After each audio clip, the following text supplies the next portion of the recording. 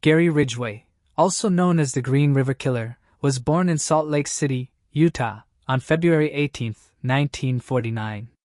He became infamous for committing a series of murders that spanned several years, primarily in the 1980s and 1990s. His first 5 victims were discovered along the Green River in Washington state, leading the media to give him the nickname. Ridgway worked as a truck painter for much of his life, and he had 2 siblings, Gregory and Thomas Edward. His crimes remained unsolved for many years, until he was arrested in 2001. Ridgway ultimately confessed to killing 49 women, though he may have been responsible for even more deaths. His victims were often women involved in prostitution or runaway girls, many of whom were found in or near the Green River area.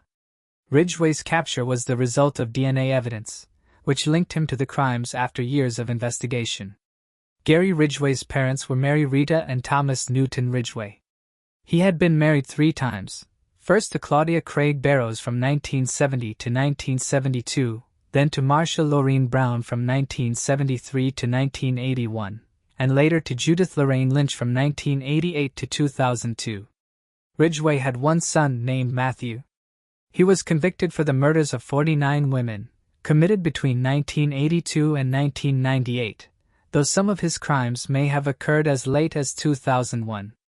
Ridgway became the second most prolific serial killer in American history, based on confirmed cases of his murders. His crimes, primarily in the state of Washington, involved young women, many of whom were sex workers or runaways. His capture and conviction were the result of a lengthy investigation, which included the use of DNA evidence. Gary Ridgway was a suspect in the Green River murders as early as 1982 due to his previous arrest related to prostitution, but investigators could not establish a definitive link at the time. His connection to the murders remained unproven until 2001, when advances in DNA technology allowed investigators to match his DNA with that found on the victims. A saliva sample taken from Ridgway in 1987 was eventually linked to DNA found on the bodies of several victims. On November 30, 2001, Ridgway was arrested while leaving his job at the Kenworth Truck Factory in Renton, Washington. At the time of his arrest, investigators had compiled over 10,000 pieces of evidence, meticulously gathered, recorded, and preserved, which were ready for trial. This extensive evidence collection played a crucial role in securing his conviction. During the investigation, it became clear that Gary Ridgway struggled to accurately recall the disposal sites of his victims. While he did lead investigators to the remains of 3 additional victims, he was mistaken about the identities of 2 of them. In 2003, Ridgway pled guilty to 48 murders, and later admitted to a 49th case in 2011. As part of a plea agreement that spared him from the death penalty, Ridgway was sentenced to life in prison without the possibility of parole on December 18, 2003. In return, he promised to disclose the locations of other victims whose bodies had not yet been found, providing closure to the families of those still missing. Gary Ridgway, currently incarcerated at the Washington State Penitentiary in Walla Walla, is notorious for his brutal killing spree, which primarily targeted prostitutes, runaways, and vulnerable women. His victims ranged in age from 14 to 38, and Ridgway admitted to choosing prostitutes as his victims because he believed their disappearances would not be as thoroughly investigated. Patty Eakes, one of the prosecutors involved in his case, expressed her continued concern about Ridgway's lack of remorse. When he finally confessed to the murders, Eakes noted his cold demeanor, which highlighted his complete emotional detachment from the horror of his actions. Patty Eakes described Gary Ridgway as appearing to be an ordinary, even likable, middle-aged man, which may have made his victims feel at ease when they got into his truck. His seemingly affable demeanor likely led them to trust him, making it easier for him to lure them in. Eakes suggested that Ridgway specifically sought out women he perceived as vulnerable, often targeting those who were vulnerable due to their circumstances, such as prostitutes and runaways. She also noted a strange undercurrent in his behavior, hinting at his desire to feel as though he was with someone attractive, as many of his victims were indeed physically appealing. Patty Eakes further explained that Gary Ridgway seemed to crave the feeling of being associated with a beautiful woman, something he felt was lacking in his personal life. His desire for validation through physical appearance played a significant role in his actions. In the course of his confession, Ridgway took detectives to the locations where he had buried some of his victims, one of which was along the Green River. On August 21, 2003, human remains, specifically 23 bones and teeth, were found at one of these sites, adding to the evidence linking him to the murders. In 2023, after 2 decades, the remains found along the Green River were finally identified as belonging to Tammy Lyles, thanks to DNA analysis conducted by Othram. Othram, a company led by CEO David Middleman, a molecular biophysicist and genetics expert, used advanced techniques to create a new DNA profile from the deteriorated and damaged skeletal remains. The breakthrough came when authorities contacted Tammy's mother, and scientists were able to match the DNA with her reference sample, confirming her identity. Tammy Lyles' remains were initially discovered on April 20, 1985, at the Tualatin Golf Course near Tigard, Oregon, with further parts of her body found in the area. Her identity was confirmed in March 1988 using dental records. Tammy's family faced an incredibly difficult experience during her funeral in the 1980s, as they had to bury her in a baby casket due to the inability to recover all parts of her body. In 2003, her brother, Jason Lyles, expressed the lingering pain of living with uncertainty for so many years, stating that he could never fully move past the tragedy. However, he hoped that things would have been more peaceful if Gary Ridgway, the killer, had taken responsibility for his actions, acknowledging the harm he caused. In 1983, 16-year-old Tammy Lyles' life was tragically cut short. She had been living in Everett, Washington, and on June 9, 1983, she disappeared from downtown Seattle, Washington. The case remained unresolved for many years, and in 2023, King County Sheriff Patricia Cole Tyndall noted that Tammy's family had chosen not to speak with the media regarding the case, keeping their private grief away from public attention. The identification of Tammy's remains in 2023, years after the discovery of her body, provided some closure to a long-standing mystery, though the pain for her family remained a deep and enduring sorrow. Cole Tyndall stated, "We appreciate your support in giving the family the privacy they seek during this time," emphasizing the importance of respecting the wishes of Tammy Lyles' family during the legal developments surrounding the case. This update comes amid the discovery that 15-year-old Lori Reese Sputnik was also a victim of Gary Ridgway. Lori was born on November 13, 1967, in Juneau, Alaska. After a disagreement with her mother in 1982, she disappeared. Lori had a deep love for horses, and her disappearance left a lasting impact on her family and the community. Lori had expressed her desire to get a horse, mentioning that all she needed to do was pay for the stall's rent and feed. Her mother, Donna Hurley, however, was unable to support her daughter's wish due to financial constraints and a lack of time. This disagreement preceded Lori's disappearance, leaving her mother with lasting regret about the circumstances surrounding that conversation. Donna Hurley, having lost her spouse a decade earlier, had to raise her 2 teenagers as a single mother.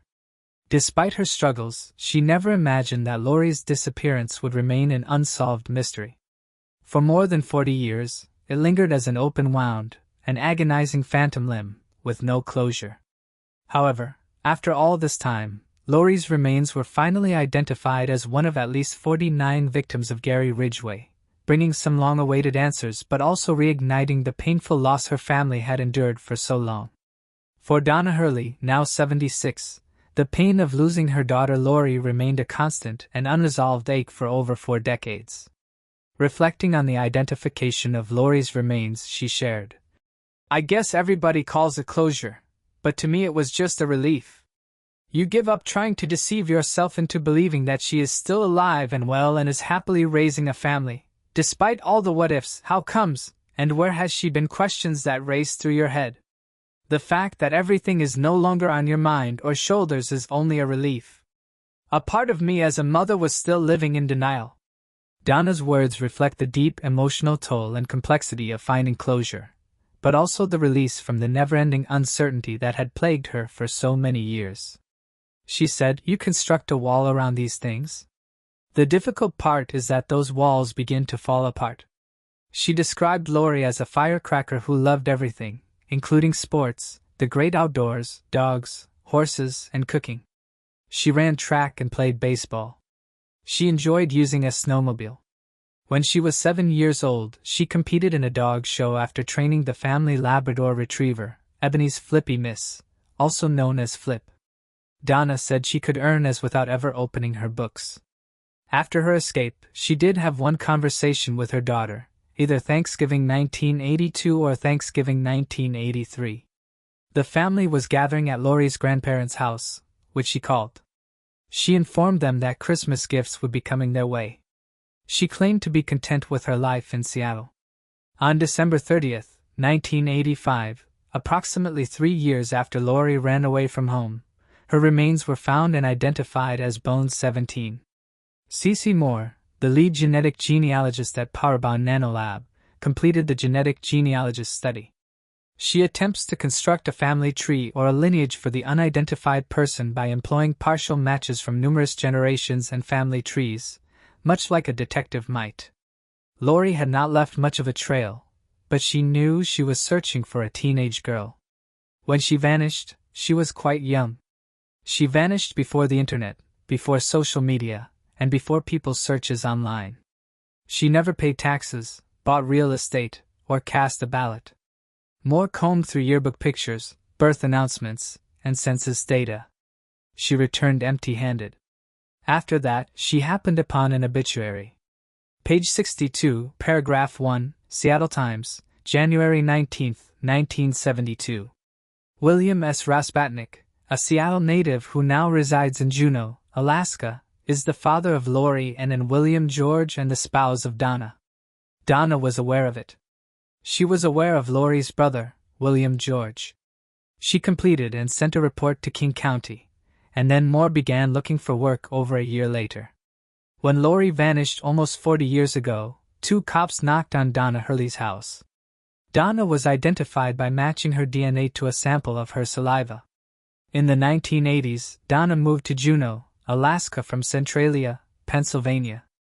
There were better work opportunities, and her parents resided. She spent 10 years in the hotel industry, 13 years working in a veterinarian's office, and finally 1 year employed by the Alaska Department of Education. She is now retired and has 6 great-grandchildren and 2 grandchildren. Despite never having met Lori, they are her great and great-great-nieces and nephews.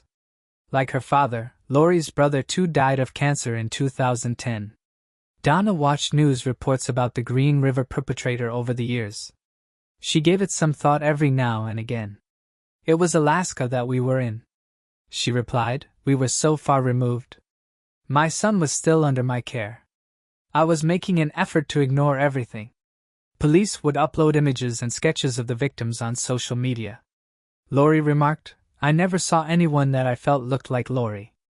Based on DNA evidence, police created a composite image of Bones 17 that they shared online. Fair complexion, blue-green eyes, and blonde hair. Donna remarked, "It took me a long time to admit that it looked like her." She mused to herself that Lori had curly hair, but the composite image had straight hair. Denial was a big part of it. There comes a moment when you become numb. She simply stopped to find the right words. That's a tragic way for her life to end. It infuriates me to see who did it. I'm upset with myself for not being able to stop it. And eventually you just have to come to terms with the fact that you have another member of your family that you must continue to support. Donna remarked that Lori's father was her idol. She doesn't believe Lori ever moved on from his death when she was just 5 years old. She was little daddy's girl. She had the large blue eyes and the curled ponytails. Lori will be buried by her father in Seattle's Evergreen Cemetery.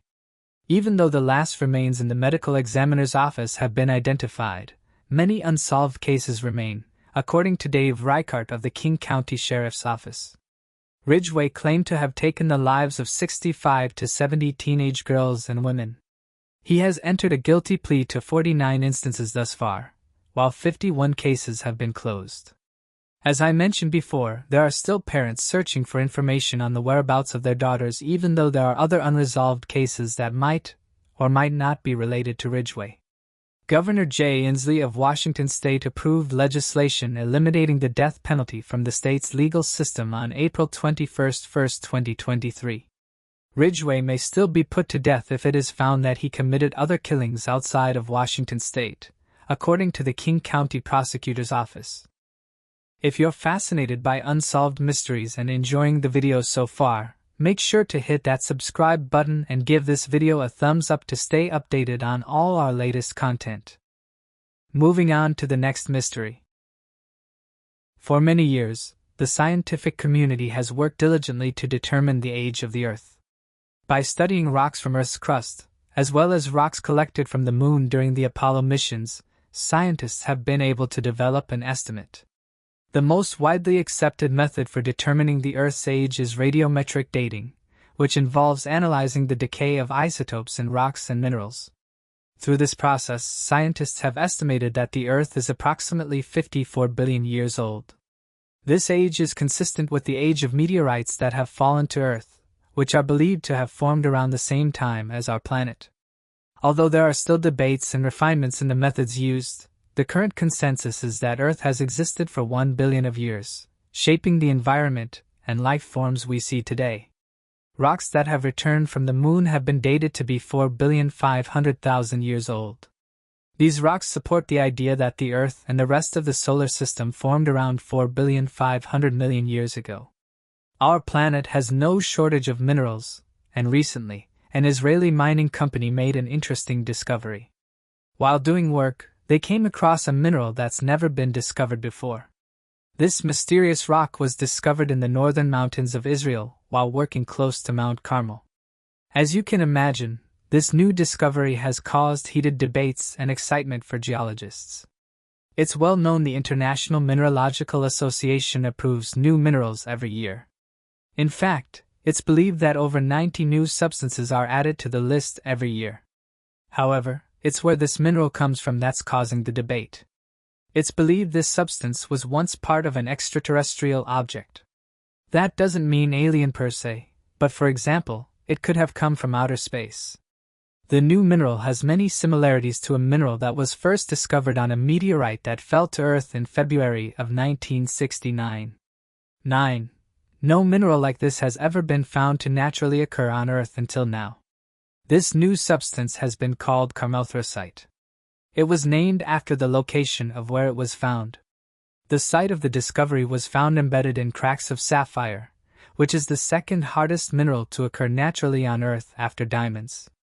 This new mineral closely resembles sapphire and ruby and comes in a variety of different colors, some of which include orange, brown, black, blue, and green. After scientists had completed some tests on the new mineral, they discovered it's a lot rarer and harder than diamonds. This in turn makes it much more sought after and more expensive too. The formation was similar to that of diamonds too. The region is known for volcanic activity dating back to the Cretaceous period and is home to at least 14 volcanic vents that created the geological conditions needed over long periods of time. Scientists have said this mineral would have been formed around 80 miles below the surface of the Earth. Researchers are still studying the mineral to try and find out more about it. It's been suggested this site could be the only place where it's found, meaning it would be one of the rarest minerals on the planet. Moving on to the next mystery. Across the globe, there are numerous reports of unidentified flying objects, UFOs, in the form of disc-shaped aircraft that defy the laws of physics as we understand them. These mysterious crafts are often described as demonstrating capabilities far beyond anything destruction. The sightings often describe these objects as having an advanced design, sometimes exhibiting luminous or glowing properties, and they frequently appear in places where technological or military installations are located. Despite numerous accounts from military personnel, civilians, and even governments, the true nature of these flying discs remains a mystery. Some speculate that they could be the result of top-secret advanced technologies, while others entertain the idea of extraterrestrial involvement. Whatever their origin, these unexplained phenomena continue to fuel fascination, research, and speculation around the world. In fact, there are more than 8,000 annual cases of sightings of such craft every single year, with thousands more going unreported for fear of ridicule. These sightings, however, are not the most extraordinary stories surrounding these impossible-to-explain craft, but rather the peculiar forms of life that seem to inhabit them. Often described as humanoid, the pilots of these craft vary from all shapes, sizes, species, and behaviors. From small, 3-foot-tall, little gray men to 10-foot-tall, Sasquatch-like creatures to lanky 7-foot-tall insect-like creatures that look eerily similar to the praying mantis.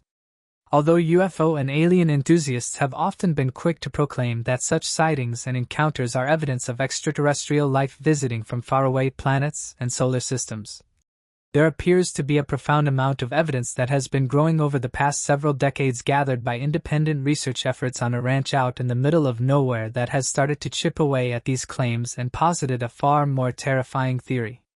Perhaps these sightings, these craft, and these extraterrestrial sightings are not extraterrestrial at all, but a matter of the interdimensional. So today, here at Unexplained Mysteries, we will be going over the mystery and evidence gathered at the Skinwalker Ranch and the possible interdimensional technology behind it that has led to mass visitation of our little blue planet. Thank you for watching. Utah Basin is no stranger to the supernatural, paranormal, or extraterrestrial. In fact, the area is so familiar with the unexplainable that it led to a joint investigation between the privately owned company, Bigelow Aerospace, and the United States government's military, the Department of Defense.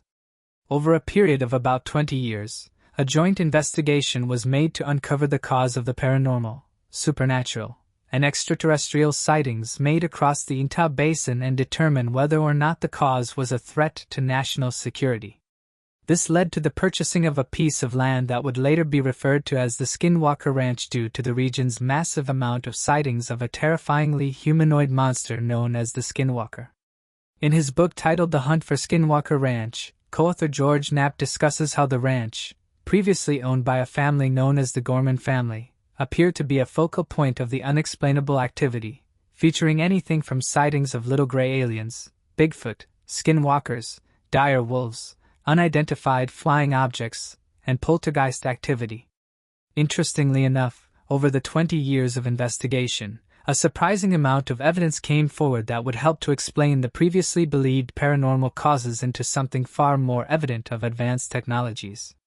As is common with alien abduction stories, many abductees will often claim that evidence of an abduction having taken place is experiencing a dramatic sudden loss of time. A number of witnesses residing within the Utah Basin have claimed to have suddenly been walking through their house at night only to find themselves staring at the clock and noticing huge chunks of time missing from their memory, with others claiming that while they had been driving, they found themselves parked at the side of the road, realizing that they must have been asleep for several hours. What kind of advanced technology, if any, could cause such sudden lapses in time and awareness?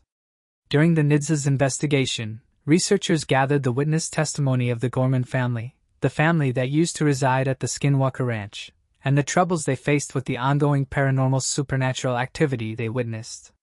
In one such story, the Gormans talked about how their missing cattle had been a devastating blow to their finances and how their last ability to make a profit rested with 42,000-pound bulls in an iron-gated pen resting a few 100 yards from their home. Almost as if listening in on the conversation, when the couple reached the bullpens, they noticed that all 4 bulls were missing from their locked pens with no evidence of destruction.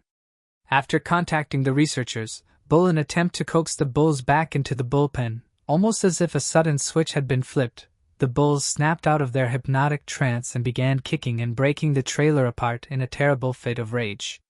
The researchers were not only unable to explain how the bulls entered inside the trailer, they were unable to explain the strange display of sudden behavior shifts in the balls that allowed them to have been moved into the trailer in a docile state before the arrival of the team. Despite this lack of explanation from the researchers, however, Unexplained Mysteries proposes a theory as to the cause of the balls' sudden behavioral shift. Back in 1964, the neurological researcher José Manuel Rodríguez Delgado, later referred to as the pioneer of electrical brain stimulation, conducted a dramatically demonstrated research test that could prove the viability and theory that electrical brain stimulation, when applied in controlled manners, could not only manipulate an organism's muscle movements and contractions but could more than influence the creature's entire behavior as well. Known as the Steimer fever, Delgado invented a small device that could be implanted into the brain of an animal and used to give remote electrical stimulation to specific parts of the brain for controlled behavior. After conducting brain surgery to impact his electrode into the skull of a Spanish bull, Lucero of Córdoba, Spain, Delgado got into the bullfighting ring with the creature surrounded by a crowd of onlookers and waited for the bull to charge him. When it did, Delgado activated his remote-controlled electrode only a few meters from being hit by the bull, which instantly caused the raging bull to come to an immediate halt. Almost in an exact instant, the bull seemed to lose all of its aggression and violence, and laid down in a calm and relaxed demeanor. Just like the docile behavior of the caged bulls on the Skinwalker Ranch, Delgado's bulls seemed to become completely oblivious to the presence of Delgado, and went into a hypnotic dull state. Could electrical brain stimulation have been the cause for the Skinwalker Ranch bulls suddenly becoming docile and being led into a tight and compacted trailer? Oddly enough, the NIDS's research group found that the iron gate that fenced the bulls in were suddenly completely magnetized around the area. Powerful electromagnetic field that suddenly arose, and there was a powerful electromagnetic field that suddenly arose and caused the bulls to undergo a specified and controlled behavior. Rather than the paranormal ability of a poltergeist, a conscious intelligence with advanced technologies capable of creating strong electromagnetic fields could have used such technology to apply specific electrical brain stimulation and lead to the docile hypnosis and control of the Skinwalker bulls, just like Delgado's experiments demonstrated more than 60 years ago. Could it be that when individuals experience a sudden loss of time and undergo hypnotic trances shortly before and after an alien abduction event, they could be the victim of an impossible-to-explain electrical brain stimulation caused via a powerful but direct electromagnetic weapon used by otherworldly beings? Interestingly enough, another recorded story from the Skinwalker Ranch researchers could prove to be a profound piece of supporting evidence for this claim. Moving on to the next mystery. The Roman dodecahedron is a mysterious object with 12 faces found in various locations across the former Roman Empire. Over 100 have been discovered, made from materials like bronze and stone and ranging in size from golf ball to football sized. Despite much speculation, its exact purpose remains unknown. Some believe it could have been used for measuring, as an astronomical tool, or even for games. However, no definitive answer has been found, and it continues to intrigue researchers. In fact, one of the only things that experts are sure of when it comes to these mysterious objects is that they were extremely valuable. Many of the Roman dodecahedrons were made from metal, an expensive and difficult material to craft in Roman times, and were discovered in treasure hoards alongside other precious items such as coins.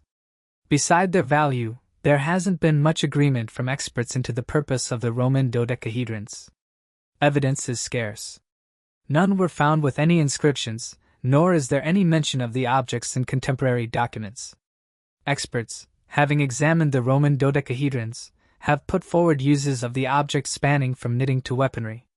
Granted, some theories of the Roman dodecahedrons' use have proved more feasible than others. For example, the idea that they might have been used as weapons has been dismissed by many experts. The usual heavy and robust lead balls the Romans favored firing from their slings in wartime sharply contrast to the light and delicate Roman dodecahedrons. However, the link between Roman dodecahedrons and weaponry cannot be completely dismissed. The different locations in which these artifacts were unearthed could link to war zones in the Roman Empire. And just because the objects might not have been used as weapons doesn't mean they weren't still in use in a military context.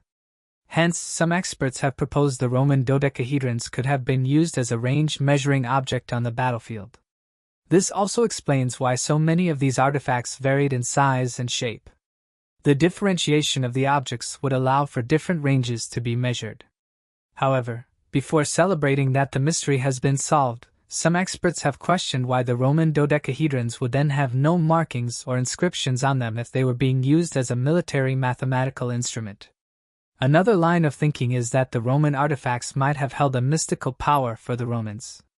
One was found in a grave belonging to a wealthy woman in the Netherlands mounted onto a staff.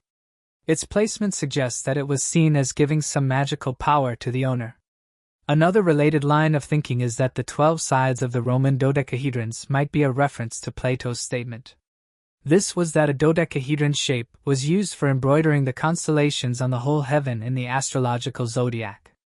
Therefore, some experts have proposed that the Roman dodecahedrons might have been used as astronomic measuring instruments to determine when to prepare the grain. If the Roman artifacts were held in such high esteem by the Romans, it would explain why so many show so little signs of wear and tear. Then again, there is no contemporary document to support this claim. It's important to come to one definitive conclusion of the purpose of the Roman dodecahedrons. The objects continue to baffle experts, but what can be agreed by all is the uniqueness of this Roman treasure. Moving on to the next mystery. Mateusz Kowiecki, hailing from Chutkow, a small village in southeastern Poland, had spent the last 5 years working as a construction worker in Hanover, Germany. He lived with his father, who also worked in the city, and had been maintaining a long-distance relationship with his Polish fiancée, who became pregnant. On the night of March 28, 2018, around 11:30 p.m., 30-year-old Mateusz drove his 1998 BMW 525 toward Lipiagora in northwest Poland, intending to be with his fiancée as she was about to give birth. He planned to arrive at her house the following morning, around 8 or 9 o'clock. The distance between Hanover and Lipiagora was approximately 402 miles. On March 29 at 10:30 a.m., Mateusz received a call from his father. The 30-year-old explained that he had encountered heavy traffic and a traffic accident, which had caused a 2-hour delay. He mentioned that he was in Zuskin, a town on the Polish-German border, and still had around 133 miles to go. After hanging up, Mateusz texted his fiancée to inform her that he would arrive in about 2 hours. However, he never reached her home and was never heard from again. Later that evening, around 5 p.m., Mateusz's concerned fiancée called his sister, who also lived in Hanover, but was unable to reach him. Mateusz's mother, who lived in Poland, then contacted the police to report him missing, fearing for his well-being. The officers she spoke to, however, advised against it, believing he would return soon. Despite this, the family was able to file missing persons reports in both Germany and Poland after a short waiting period, and the investigation began. German police quickly dismissed the case, stating that Polish detectives were responsible for the investigation. However, this ultimately resulted in a slowdown of the investigation when Maria's family asked authorities to find his phone, only to be informed by Polish police that the 30-year-old's German SIM card prevented them from doing so. He vanished in Poland, according to German law enforcement, which further undermined their ability to complete this duty. Matthias' father's account of his phone conversation with the 30-year-old was called into doubt shortly after detectives discovered that Matthias' phone had never connected to a Polish network. This was finally explained, though, and it seems that Matthias and his father did speak briefly over the phone on March 29. Matthias' family decided to start their own investigation into his disappearance because they were frustrated with the red tape that seemed to be impeding the probe. They organized a street search, reached out to local business owners for CCTV footage, and distributed photos of their missing family member around the community, urging anyone with information to come forward. On September 12, a neighbor of Mateusz's mother visited to discuss her barn, mentioning a foul odor coming from it. The smell had reportedly been lingering since July. While Mateusz's mother couldn't locate the source, she suspected it might be a dead animal. The neighbor then offered to search the barn's attic area for the source of the stench. She concurred. The neighbor discovered a stack of clothes and other stuff, including a rucksack, up in the attic. But when he looked more closely, he was shocked to see that he had discovered a body. He saw 2 nooses hanging from the roof when he looked up. The body had begun to decay quickly due to the summer's heat. Because of this, the head was separated from the body and was in such a bad condition that it was impossible to identify the corpse by sight alone. But Matthias' backpack was positively confirmed as being on the floor. It was only logical for law enforcement to deduce that the body belonged to the 30-year-old who went missing. A later definitive identification of the cadaver as Matthias was made. Authorities declared Matthias' death to be a suicide shortly after the body was discovered and returned his possessions to his family. Interestingly, his fiancée's house was the other way around from his mother's. Matthias' detached foot was discovered by his family 4 days later, still within his shoe, demonstrating how hurried and careless the investigation had been. It's also unclear why his missing foot wasn't mentioned during the autopsy. According to reports, it would have taken too much time for police authorities to check the barn extensively at the time the body was discovered. A further intriguing piece of evidence is that Matthias' teeth were knocked out, and some of them were blood-stained on his clothes when he was discovered. There were also bloodstains on his clothes, and an orange juice box and a Polish water bottle filled with cigarette butts were inside his backpack. Matthias, meanwhile, wasn't a fan of orange juice. His car keys were not found with his wallet. Despite the fact that these goods were discharged without analysis. In the years since his passing, his car has never been located, and its registration has never been picked up. His phone, which had one call to his uncle on March 30th, was also discovered with the body. But since it terminated within a few seconds and didn't have time to connect, it's thought to have been an inadvertent call. The call never reached his uncle. According to one prosecutor, detectives discovered multiple Polish public transportation tickets that were dated after the day he was thought to have died. Matthias' family stated that they utilized the barn all summer long and didn't detect the body, despite the fact that the attic was essentially visible from the ground floor. Since Matthias' body was discovered, his sister has charged the Polish police with being careless. Following their punishment for misconduct, 2 policemen have received no further discipline. German officials have also analyzed Matthias' phone, looked through security CCTV footage, and investigated his Hanover apartments, where they found his tablet. Authorities discovered that Matthias had lied to his family on March 28-29 thanks to this evidence. He wasn't in his car, and wasn't even close to where he claimed to be when he told his father where he was. Clutched receipts from his backpack revealed he was, in fact, still in Germany at the time. The 30-year-old traveled by train to Frankfurt an der Oder, a German border town, on March 28. From there, it is assumed that he walked to Sławice, a Polish town. It had been almost a day since he had informed his family that he was already in Poland. He and another individual checked into a motel in Sławice. It's unknown if this individual located and questioned. Matthias took the train to Warsaw the next day, and from there the bus to Zamość, which was near his hamlet. He reached Zamość at midnight, however, it's unclear how he got back. Mateusz's automobile has still not been found as of 2021.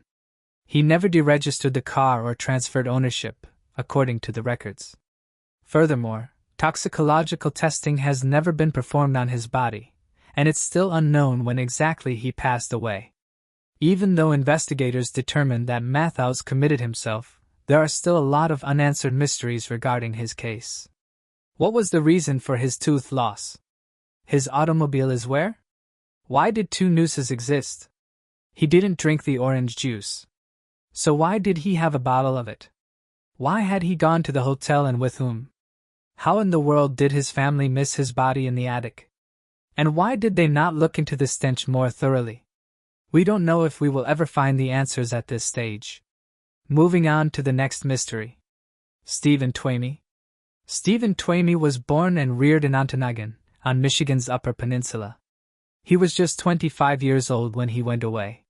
He had been a short-order cook in a Milwaukee restaurant, and he was well known as an artistic and friendly young man.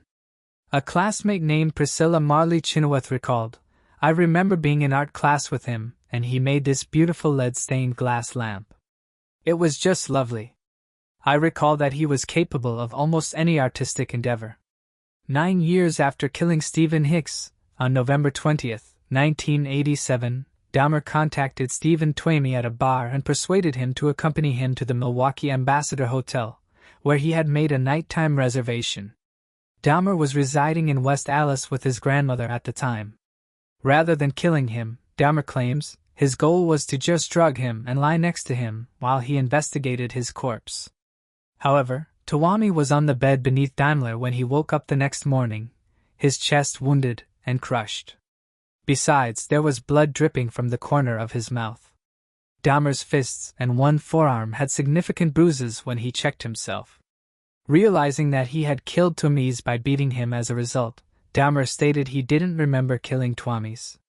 Later on, he informed detectives he was in shock that it had really happened. Dahmer purchased a sizable suitcase and transported Twomey's body to his grandmother's residence in order to dispose of it. After chopping off his victim's head, limbs, and legs from the torso and extracting the bones, he diced the flesh into little pieces a week later.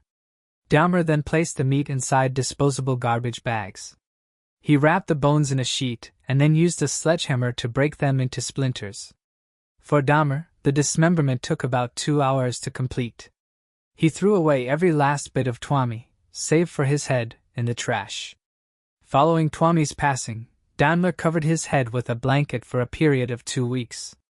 Afterwards, he tried to preserve the skull by immersing the head in a mixture of bleach and Soilax, an industrial detergent with an alkali base.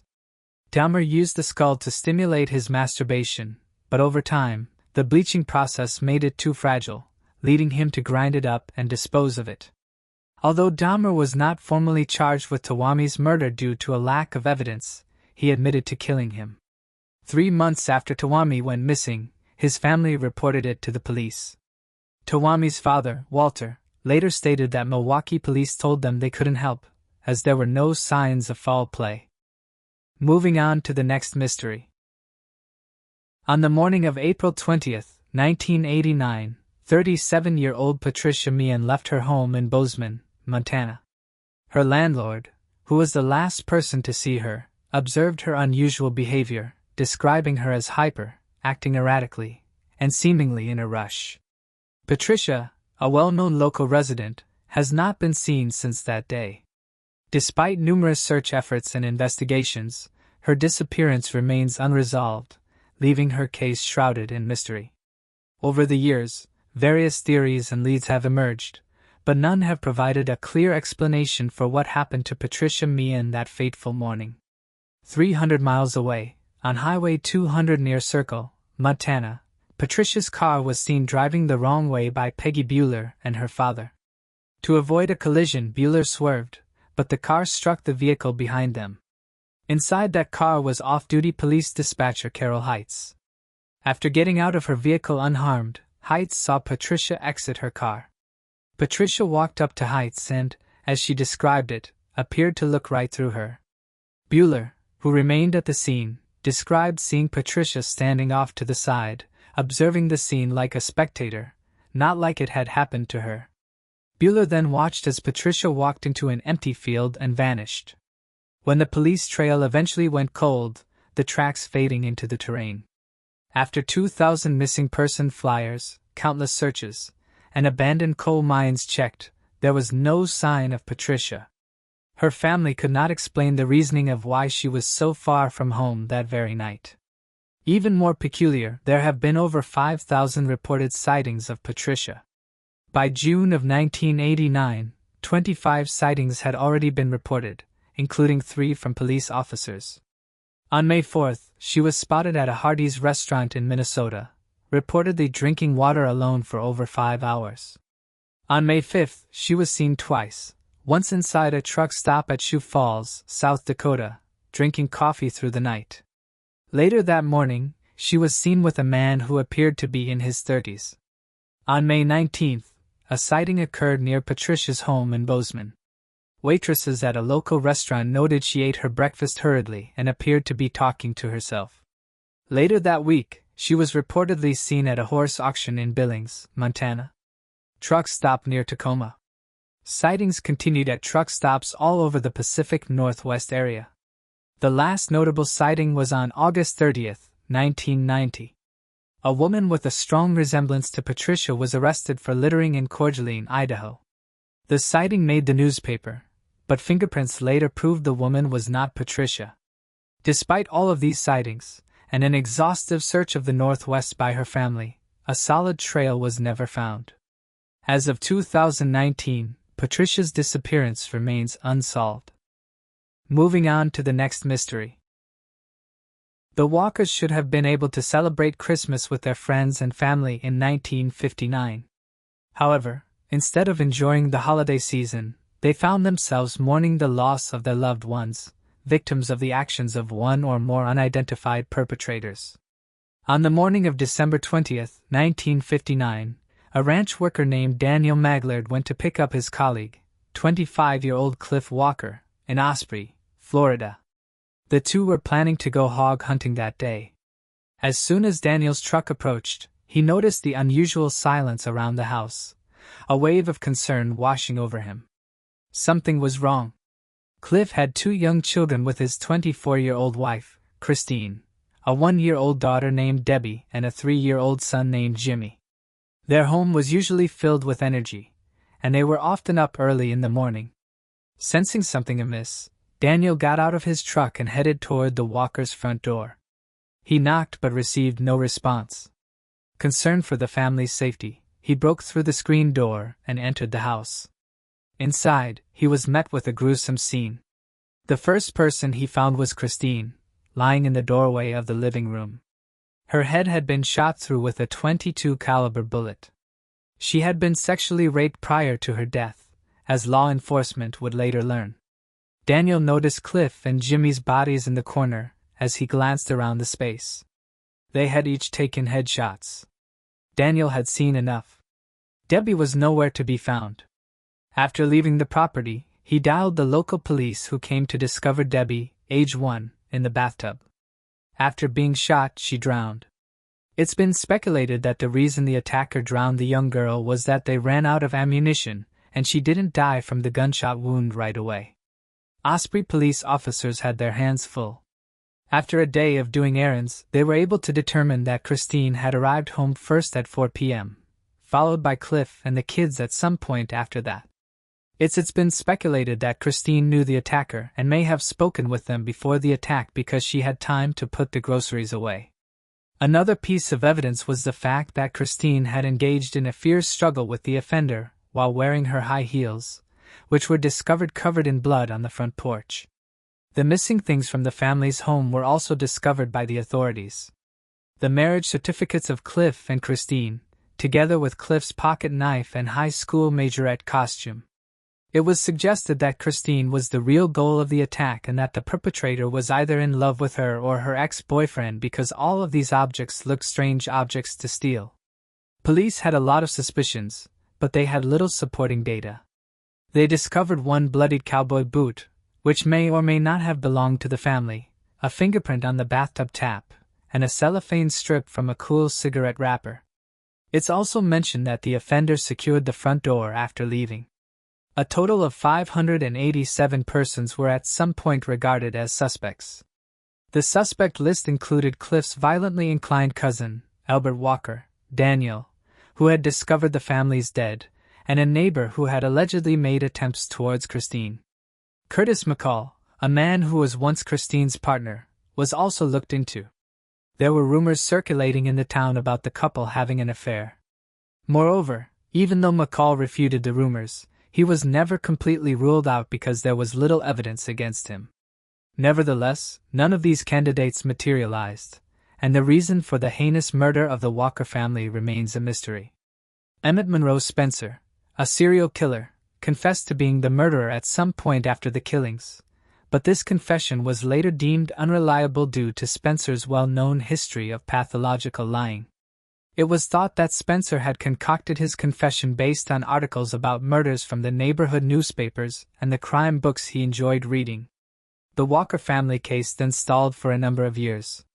Subsequently, in 2012, the Sarasota County Sheriff's Office started looking into connections between the case and Richard Hickok and Perry Smith, 2 convicted killers. The 2 were career criminals who were hanged in 1965 after being found guilty of the 1959 murders of 4 Clutter family members in Kansas. 1965 also saw the release of the well-known novel In Cold Blood, which included discussion of the Clutter family murders. Since Smith and Hickok had an alibi for the time of the executions, the author of the book rejected the notion that they were responsible for the Walker family's slaughter. This account, however, is contradicted by documents and testimony from investigators in Florida and Kansas. As early as 1960, Smith and Hickok were suspected of being involved. The robbers booked into a motel 4 hours away from Osprey after fleeing to Florida in a stolen automobile 34 days before to the Walker murders. After that, on the morning of the Walker family killing, they checked out. They were apprehended in Las Vegas, Nevada on December 30, 1959. A 1960 polygraph exam seemed to exonerate the couple of any wrongdoing. But as we all know, polygraphs aren't really proof of anything and aren't even acceptable in court. Experts have also mentioned the infamously unreliable polygraph equipment from 1960. Investigators revealed their plans to obtain a warrant to exhume Smith and Hickok's bodies in order to collect DNA in December 2012. They were hoping it would match the semen sample that was collected from the crime scene belonging to the Walker. In 2013, it was declared that the body's DNA evidence was corrupted and could not be positively matched to the evidence found at the crime scene, despite the exhumation having finally taken place. The crime scene sample yielded only fragmentary DNA, therefore the evidence did not establish or refute the couple's involvement in the case. The two were still the most likely suspects in Walker's murder in spite of this setback. Witnesses not only saw the two men at the scene of the crime, but when they were apprehended, a pocket knife similar to Cliff's was found on them. Some theories suggest that while the two were in Florida, they knocked on the Walker family's door, offering to sell them a 1950s Chevy Bel Air that Cliff had been considering buying. Christine allowed them inside. However, some online investigators argue that based on the items that were later stolen from the house, it seems more likely that the family's brutal murder was a personal act. Cliff's niece, for example, found a marriage certificate that had been taken years earlier, hidden among other items that a family member had passed to her. It remains uncertain whether authorities ever investigated this anonymous family member. As of 2020, the Walker family massacre remains unsolved. Moving on to the next mystery.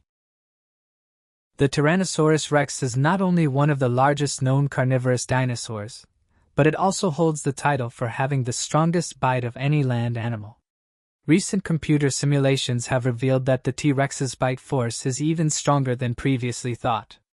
The results show that its maximum bite force could reach nearly 8 pound 13,000, which is roughly the equivalent of an adult T-Rex's body weight coming down on its prey. This immense biting power solidifies the T-Rex's position as the hardest biting terrestrial animal ever known, allowing it to crush bones and tackle prey with formidable force. This figure was 2 to 3 times greater than previous estimates. 6 to 7 times greater than the bite force they calculated for the dinosaur Allosaurus, and around 3.5 times greater than the hardest bite measured by an Australian saltwater crocodile. This giant predator lived during the Cretaceous period from 83 million to 66 million years ago. The Tyrannosaurus rex was one of the largest carnivorous dinosaurs that ever lived. It measured up to 43 feet long and weighed as much as 7 tons. One thing the T-Rex is known for is its small arms.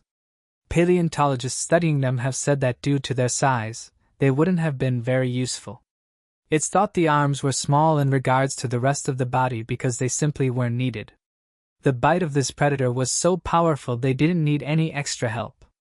Even though they were small, it's still believed their arms were quite muscular and were able to bench press around 400 pounds each.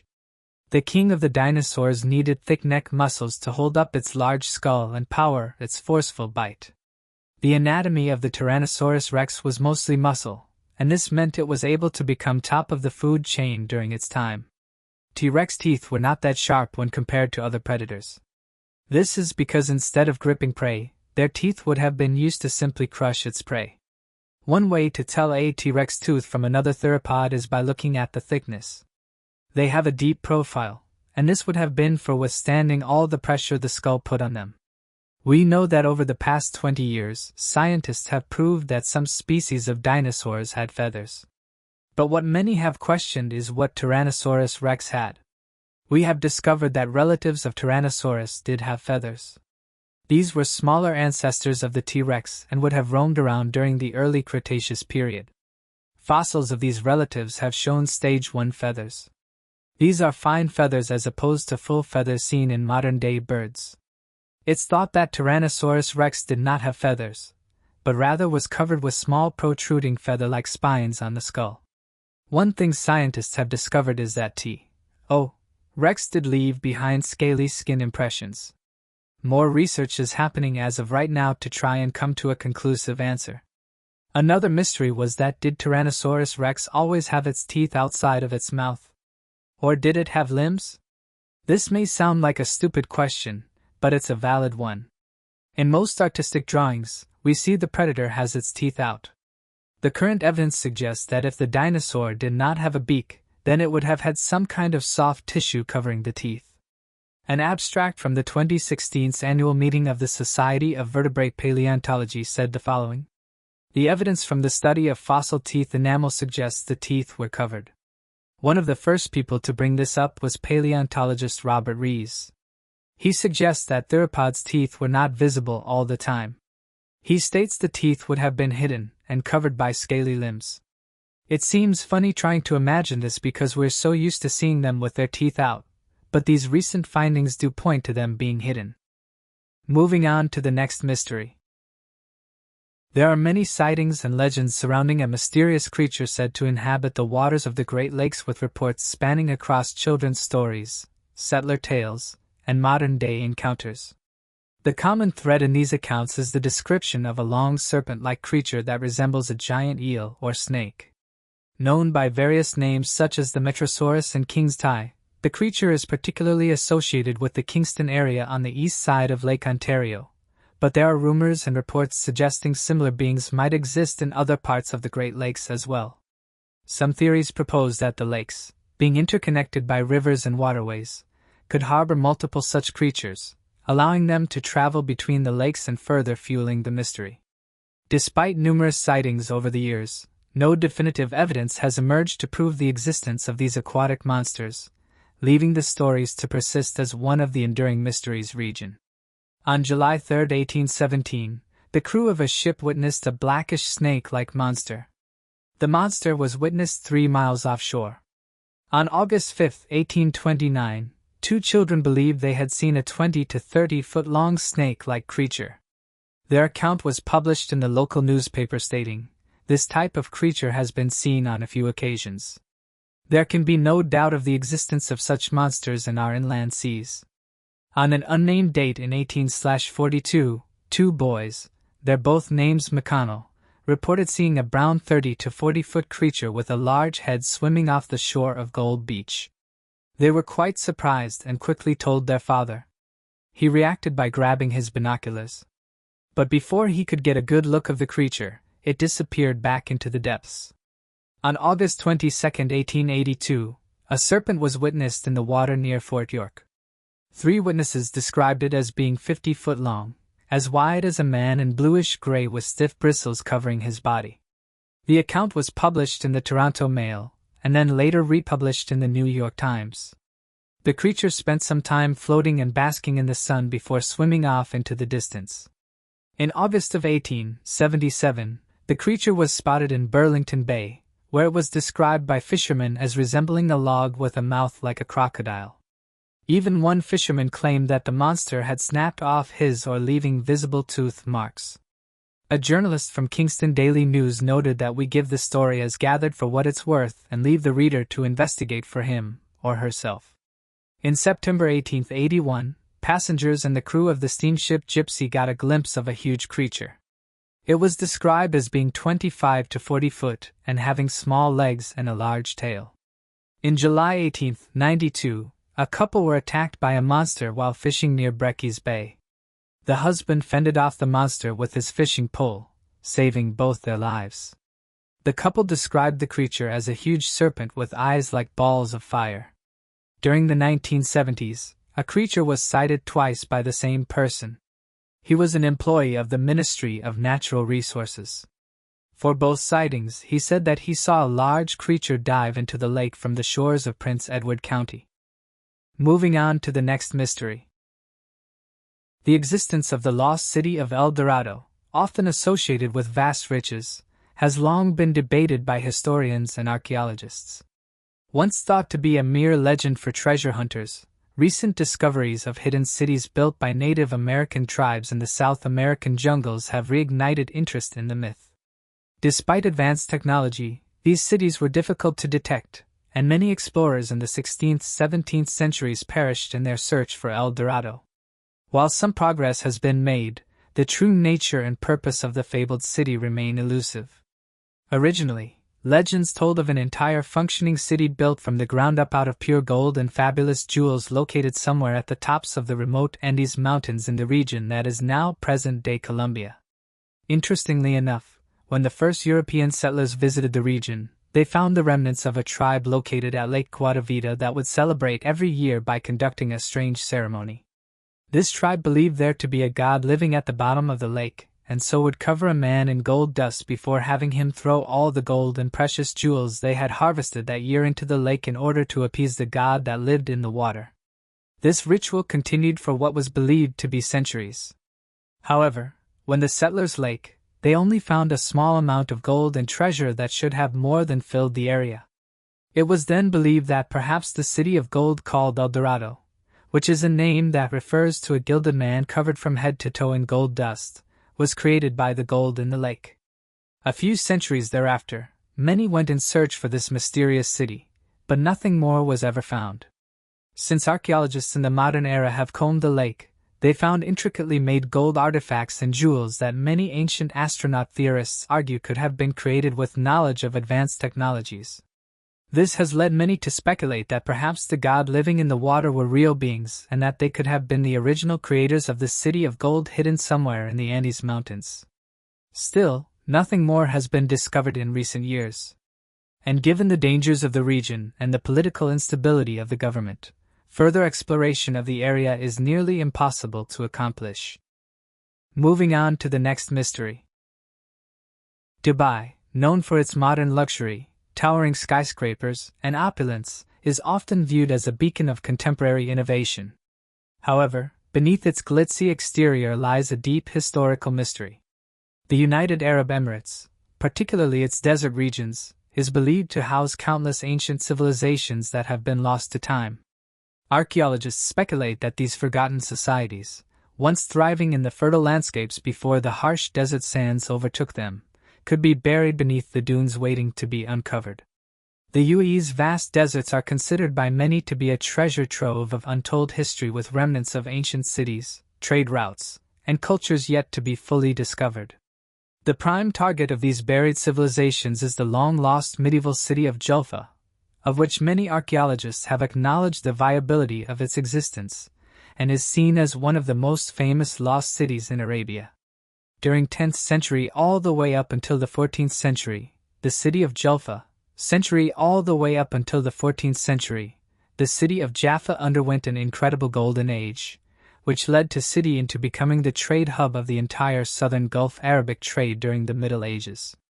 This meant that not only was the city being more than 1,000 years old at the time of its disappearance, the city of the Arabic trading world, but held a massive reservoir of information, historical significance, and unrecovered artifacts that could paint the most complete picture of the Muslim Golden Age to date. Evidence of the city of Julfa revered the site as being able to trade with areas as far away as India and the Far East on a routine basis, and had developed extensive trading routes all throughout the Persian Gulf. Not much is known today as to where this city might reside or what could have caused the disappearance of the city on such a massive scale. But back in the early 1960s, many archaeologists and researchers speculated that the coasts of the United Arab Emirates could be the last piece of the puzzle in the search for the long-lost city buried beneath the vast deserts in the region. Unfortunately for researchers, efforts to excavate certain sites are blocked under the bureaucracy of the UAE government, which has stalled further efforts to uncover these secrets. Until more can be done, we will just have to wait and see what the desert sands naturally reveal. Moving on to the next mystery. The hauntings of Chernobyl are a chilling aspect of the tragedy that unfolded at the nuclear power plant in 1986. While the world is familiar with the devastating explosion and its aftermath, fewer are aware of the strange reports that surfaced in 1997 when researchers returned to the Chernobyl site in an effort to uncover more about the disaster and its causes. During their investigations, these researchers began to experience inexplicable phenomena, leading to accounts of ghostly encounters, eerie sounds, and a general sense of unease among those working in the area. The eerie events have only added to the growing mystique surrounding the abandoned Chernobyl exclusion zone, a place that has become synonymous with tragedy, mystery, and the supernatural. A part of the small research team was a nuclear physicist by the name of Andrei Karjakov that claimed a number of supernatural, unexplainable phenomena during his time investigating the location. He claimed that as he had entered the power station at roughly 7:30 a.m., he went to the number 4 reactor sarcophagus, the location in which the explosion had occurred, to try to piece together what had occurred on that fateful day back in 1986. As he was looking around and gathering information that could help him better understand what had happened, he quickly lost focus as he heard a man screaming from inside the reactor control room, claiming that there was a fire and that he was trapped. Karakov quickly ran to the control room, opened the doors, and went inside only to find an empty room with nothing around. He then told his colleagues what had occurred, and they clarified that the doors hadn't been opened for over 3 years and that had someone entered the room, the alarm would have gone off that indicates when the reactor door is opened mechanically. Other details of the report include floodlights suddenly turning on and then off again, strange sightings of moving figures, screaming, and sounds of running, as well as claims of strange power surges throughout the area. Mitris Richardson, born on April 30, 1985, to Lada Sutton and Michael Richardson, grew up as an intelligent and accomplished young woman. Her parents' tumultuous relationship eventually led to their separation. Raised mostly in Covina, California, Mitris lived with her mother and stepfather, Larry Sutton. She excelled academically, graduating with honors from South Hills High School. In 2008, Mitris Richardson graduated from California State University, Fullerton, earning a Bachelor of Arts degree in psychology.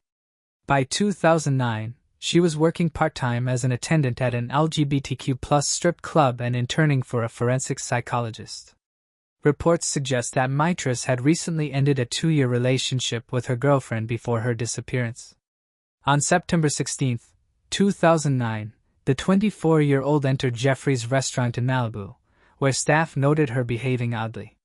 While eating steak and sipping a martini, she attempted to join a nearby table, speaking incoherently about astrological signs. After that, she went back to her own seat to finish meal, but she later came back to the table to tell everyone that she was going to Hawaii and would get in touch with them when she got there. The party that thought her strange but not unpleasant or bothersome departed shortly after. When Mitris tried to leave as well, the manager stopped her and asked her how she planned to pay her $89 charge. Mitris insisted that the group ought to have covered her expenses, but the employees refuted her assertion. The 24-year-old then mentioned that she was from the planet Mars and that she should use sex to pay off her debt.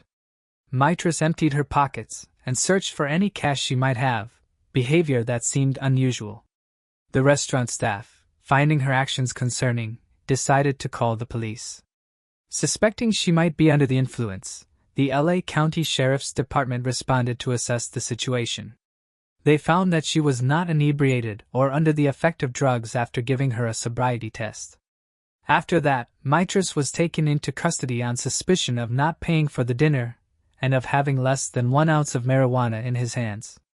Before they departed the scene, the arresting cops said that the 24-year-old had locked her car with her belongings, including her purse, cell phone, and cash. Next, the vehicle was transported along the Pacific Coast Highway to a tow yard, about 10 miles up Malibu Canyon. At the Lost Hills Sheriff's Station, Mitris was taken into custody and given literature. Mitris made 4 attempts to phone her great-grandmother after being arrested. Mitris had memorized the number she needed to call, but while she told the police that the phone never rang, they insisted they heard her speaking. The situation remains unclear, as the payphone she used was malfunctioning, and the calls were made on a non-recording line. Mitris' mother was deeply concerned upon discovering her daughter had been taken into custody. The 24-year-old was informed by station personnel that he would not be allowed outside until the morning, but that's not what actually happened. Mitris was released at 12:28 a.m. She was alone in a place she didn't know, without any of her belongings, and without a way to return home. She was free because, according to a police spokeswoman, she showed no indications of being drunk or mentally sick. It is also said that the young woman refused to wait in the lobby. Bill Smith, a former news anchor, spotted the 24-year-old in his garden around 6:30 a.m., just hours later. Smith resided in Monte Nido, a community of equestrian estates and private hiking trails about 6 miles west of the Lost Hills station near Dark Canyon. When Smith opened his window to check on her, Mitras told him she had been sleeping. He then called the police, but by the time they arrived, she had already left. Officers at the station advised her to wait a few more hours before reporting her missing, even though her mother realized right away that something was wrong. Mitras was not the subject of a be-on-the-lookout alert until early in the afternoon on 17th. However, Mitras vanished from sight, and in the months that followed, no sign of her was found. When her family tried to retrieve the tape from her detention cell after she vanished, LASD Captain Thomas Martin informed them that none existed.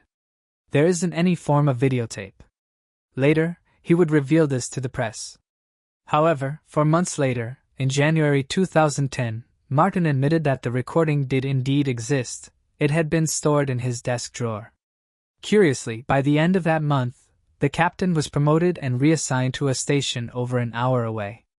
It took another 3 months before the family was finally able to view the videotape. The police said that this was because of technological lack. Lattice remembered observing the video and noticing that her daughter appeared restless and upset. The family claimed that the tape had been altered. They were left wondering what was omitted from the original recording as a result.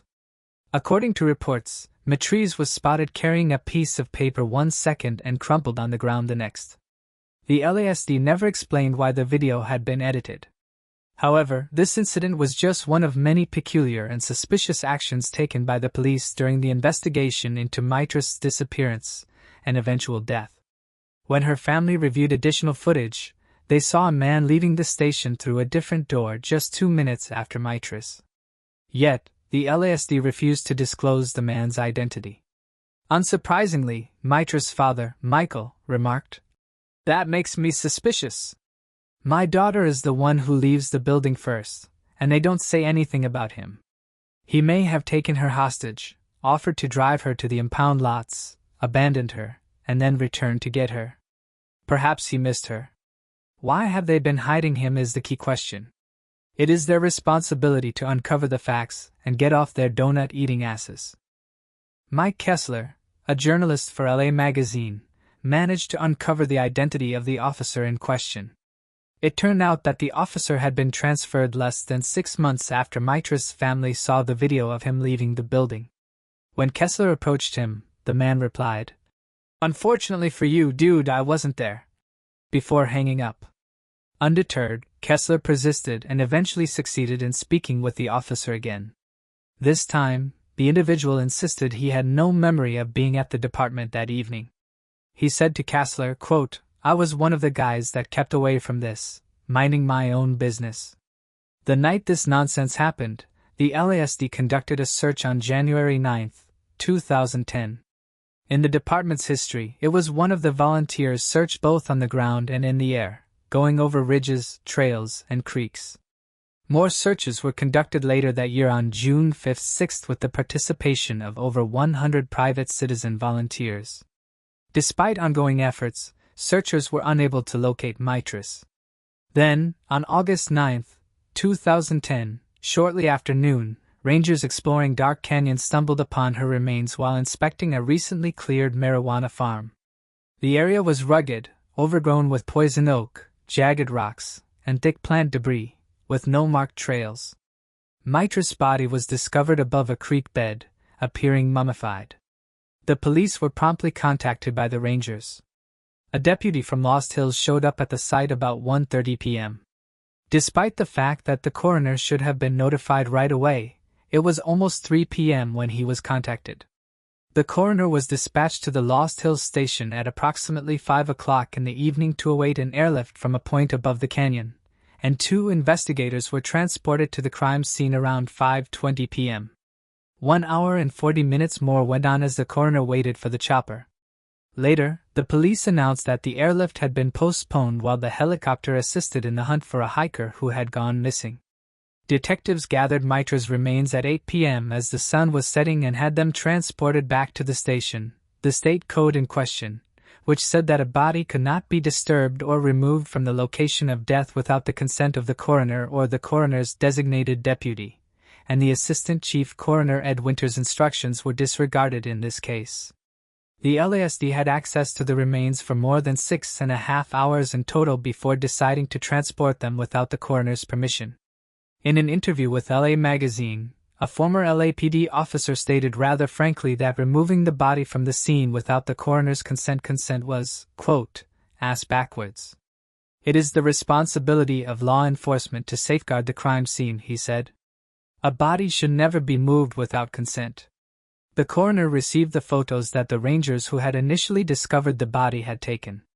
Although they have never been made public, Mitra's right leg was 2 yards upslope from her body, according to a source close to the investigation who spoke with reporter Mike Kessler of LA Magazine. There was a tunnel through the soft tissue where the femur bone had been removed as though it had been yanked out rather than by animals. It was really rather strange. The fact that one of her arms was arranged so that it defied gravity, and had likely been left so for some time after her death, added to the bizarreness of the image.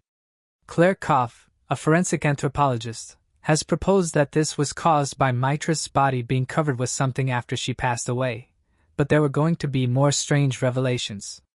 The coroner's employee authorized Dan McElderry and Kevin Acevedo, the LASD detectives on the scene, to move the skull and examine what was underneath, according to Lieutenant Michael Rawson, who oversaw the investigators on their behalf.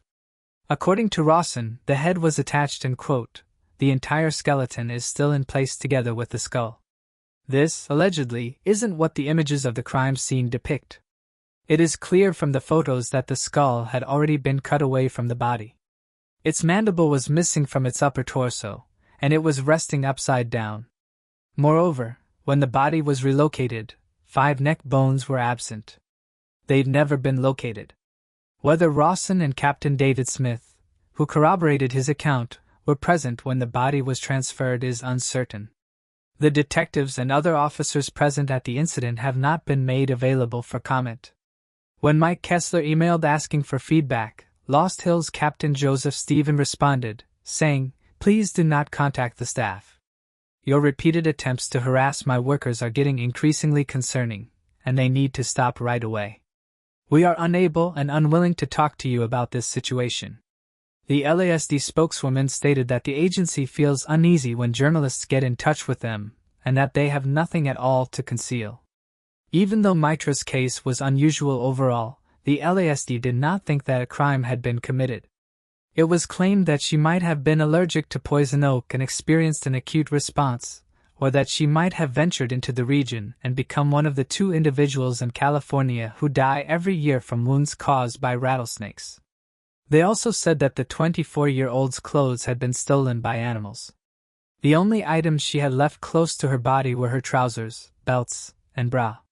If the animals had indeed taken her clothes, then they must have also taken off her shoes, unbuckled her belts, yanked it out of the jeans loops, and dragged down her underwear and pants. The list is endless and doesn't seem to hold up. Another officer proposed that the water's currents had taken off her clothes. However, this still doesn't explain why her belt fell loose from her jeans or why her bra unhooked. In addition, if this were the case, the body would have been deposited where it was on the slope above the creek by the water rising 60 feet above the creek bed and pushing it against the river. In this case, another unanswered question is how Mitra's remains ended up partially mummified. How in the heat had they not broken down completely? Her physique ought to have been reduced to a skeleton after 11 months. When a body is mummified, it usually means that it was placed in sub-zero or extremely dry conditions as soon as possible after death, and left there for an extended amount of time. The naked body of a woman who you know was in a vulnerable situation within 2 miles of where she was last seen in an area with which she had no competence in an unexplainable position is in your possession, said forensic anthropologist Claire Koff, who noted Mitra's positioned arm and informed LA Magazine. In most cases, you would assume that this is a homicide until you can rule it out. She was, on the surface, dead. It sounds like she was kidnapped, killed, and then her corpse was dumped. But Lee Backer, the LASD sheriff at the time, didn't think so. At a press conference, he said, "At this time, there is no indication of a homicide. The remains, in my opinion, are not able to tell us a story." Considering that the coroner's office also seems to have been careless in its duties, this seems like a particularly strange thing to say. The hair that was discovered on the ground next to Mitra's body was not examined. It's unknown if the 24-year-old owns it or if someone else gave it to her. In addition, some sort of metallic debris and an earring that Mitra had not been wearing were discovered in her scalp hair, though either item was examined. Despite the discovery of bug egg casings on the remains, the casings were not investigated further. It's unclear if they originated from an indigenous bug that frequented the region or if they traveled elsewhere. Mitra's clothing and the plants surrounding her were not checked for signs of trauma, and neither her brain nor her skull were thoroughly inspected for foreign DNA or semen. Her pubic hair was also not tested for these substances. Although the 24-year-old's teeth were claimed to have turned pink, indicating a possible strangulation, this was not verified because the hided bone, along with the previously mentioned other neck bones, was still missing. 6 months after the body was discovered, the location was examined once more, but not since. In the months following Mitra's passing, friends and family visited the spot to erect a memorial and discovered one of her fingers. Sheriff Backer declared in December 2010 that the FBI was going to inspect Mitra's remains. But it soon became clear that before Backer's announcement, they had never agreed to do this and had not planned to do so. Even yet, on July 13, 2011, the body was dug up and brought to the LASD crime lab. Nevertheless, it is unknown what was discovered during this inspection. It seems like anything might happen in a scenario this bizarre. Mitra might have lost her mind and wandered into the woods, or there might be a darker plot underway. Maybe there's more to this story than the cops trying to hide the fact that they failed to act appropriately and were in charge of a mentally ill young woman. Mitra was bipolar and had not slept for 5 days when she vanished. According to evidence found in her diary and text messages, when she was released from the Lost Hills station that September night, she was probably in excruciating pain. Lattice, Mitra's mother, believes her daughter was a victim of foul play. She remarked, "Mitra isn't a hiker. My daughter lived in the city. She didn't wander into that ravine. I believe someone exploited her mental illness." In her view, Mitra was likely murdered, possibly raped, and then discarded. Despite an independent investigation that revealed improper actions by the LASD, no consequences were taken against the department. However, after Mitra's body was discovered, her parents filed a lawsuit against the LASD for releasing her. They were each awarded $450,000. The case remains unresolved, and a $10,000 reward has been renewed. To report any information about Mitra's death, the LASD's contact number is 213-229-1700. If you're fascinated by Unsolved Mysteries and enjoying the video so far, make sure to hit that subscribe button and give this video a thumbs up to stay updated on all our latest content. Moving on to the next mystery. Kimberly King, 12 years old at the time, was described by her loved ones as adventurous, fun-loving, and a brave risk-taker. In the fall of 1979, Annie Gabounce, her best friend since 4th grade, lived across the street from her in Warren and was one of the last people to see her before she disappeared. Kim had told her parents she would be staying at Annie's house, and they spent part of September 15th together. However, instead of staying in, Kim climbed over the fence into Annie's backyard, waved goodbye, and set out in search of her sister as the evening darkened. Kathy King never showed up for the movie date the two had planned. She was unable to get the car for the evening, and since her father didn't have a phone at his Waterford house, she couldn't let her sister know she wouldn't make it.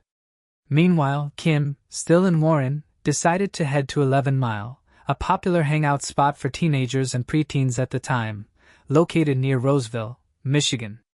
Kim often hitchhiked to the area because she enjoyed spending time there, hoping Kathy would show up so they could still spend the evening together. Of course, Kathy never arrived either. Annie said that Kim often stayed out late, sneaking away without her grandparents noticing. She wasn't trouble, but she enjoyed going on adventures and had a mischievous side. Moreover, this wasn't the first time the 12-year-old had fabricated an address. She had apparently come up with a similar plan before, showing up at Annie's door at 7 in the morning. Annie, on the other hand, saw herself as more of a bystander in life, content to let her best friend have all the fun while she stayed uninvolved. That evening, Kim called her other sister, Connie, between 11 p.m. and 1 a.m. Kim said she was at a nearby phone booth, just down the road from her grandparents' house. When Connie asked where she was, Kim assured her she would either go to Annie's house or come home, but she never did. Annie stayed up until the early hours of the morning, waiting for her best friend to arrive, feeling upset when she didn't. Later that morning, she got a call asking her to tell Kim's worried grandmother where Kim was. Annie admitted to her that she didn't know and gave her account of what had occurred the night before. The police were called to the scene within the next few hours. Investigators initially history of running away. But Kim's family and Annie didn't think she would just up and leave, noting that even though Kim liked to sneak about and have fun, she would never leave her loved ones in the dark about anything. They sensed that a terrible event had happened. The phone booth that Kim was using the night she vanished eluded law police. A witness observed her using a phone from the party store at Marmon and 9 Mile, despite her assertion that she was using one on the corner close to her grandparents' house. Neither booth's phone records were ever removed, and the little girl's whereabouts could not be monitored by any neighboring CCTV. Nearly every member of the local community was questioned about Kim's disappearance, both formally by the government and informally by friends and relatives. The adolescent sisters were informed that their siblings had arrived in Roseville, but it's unclear what she did next. No one knew where she had disappeared to, and no one had seen her go. Investigators received tips that resulted in interviews, but no more. Additionally, after she vanished, investigators discovered that she might have visited Grand Rapids, Michigan. However, this lead was not fruitful. The authorities quickly reached a dead end. Law police initially thought that Kim vanished because of the Oakland County child killer, an unnamed serial killer who killed 4 children between the ages of 10, 12 and 1976 and 1977. Before they were killed, the victims of the offender were kept captive for a few days. Kim matches the description of many of the killer's victims, but if her case is one of his, it would be unusual because the murderer frequently leaves his victims unnoticed by hiding them on the side of the road. Neither Kim nor her remains have ever been located. David Norberg is another person of interest in the Kim and Oakland County child killers cases. In 1979, Norberg worked in Warren and resided just 2 streets away from the 12-year-old.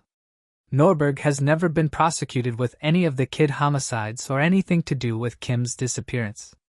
He was killed in an automobile accident in 1981 near Recluse, Wyoming. But after he passed away, his house contained jewelry that was purportedly owned by a number of the child killer's victims.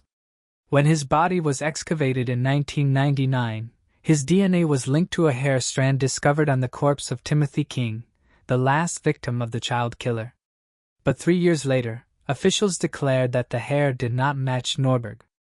It's unknown if Norberg had anything to do with Kim's disappearance, or was the murderer. Even though he is not the serial killer, investigators think he may have been involved in the kidnapping of the 12-year-old. Arthur Ream is a man who was the 3rd suspect in the case against Kim. This announcement was made in 2018 after investigators re-examined her disappearance. Ream was found guilty in 2008 of killing 13-year-old Cindy Tsaritsky, a young girl who had vanished about the same time in 1986 while dating his son. Ream pretended to be planning a surprise party for his son in order to entice Cindy to a Dairy Cream shop in East Point. Afterwards, he kidnapped her, killed her, and buried her body some 30 miles outside of Detroit. He guided detectives to this spot after being charged with the crime in order to retrieve Cindy's remains. Reem was already serving a 15-year sentence in prison at the time for abusing a 14-year-old girl.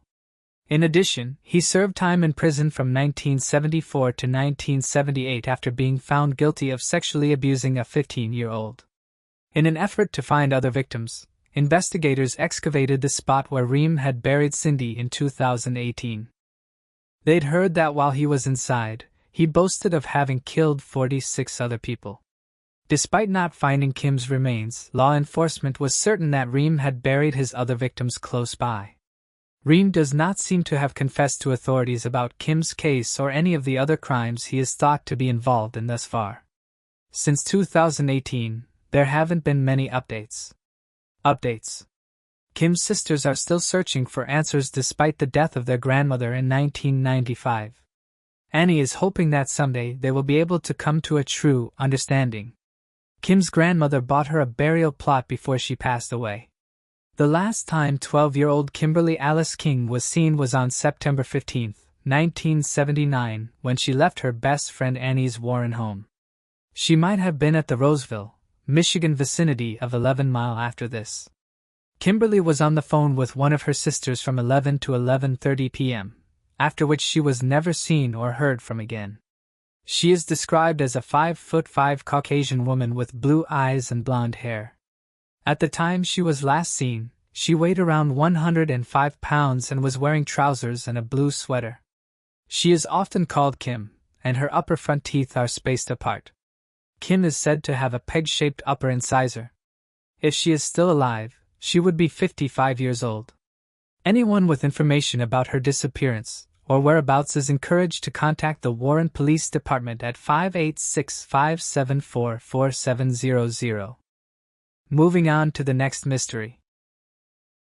Without a doubt, some of the world's most courageous individuals are soldiers. They are taken to regions where many of us will never go and witness the tragedies created by humans firsthand. Soldiers have hundreds of stories to share, but stories of enigmatic creatures are among the most captivating. The story of military personnel who came upon an enigmatic being is an intriguing one. According to legend, a military force in Kandahar came across a huge creature in 2002. American soldiers were trekking up a mountainside when they saw signs of a large being. These included things like large footprints. As the soldiers went to investigate the area, they said they could hear loud grunting noises. Shortly after this, the team said they were ambushed by a large humanoid. They reported it was around 13 feet tall and had red hair. It had 6 fingers on each hand and was hostile towards the military unit.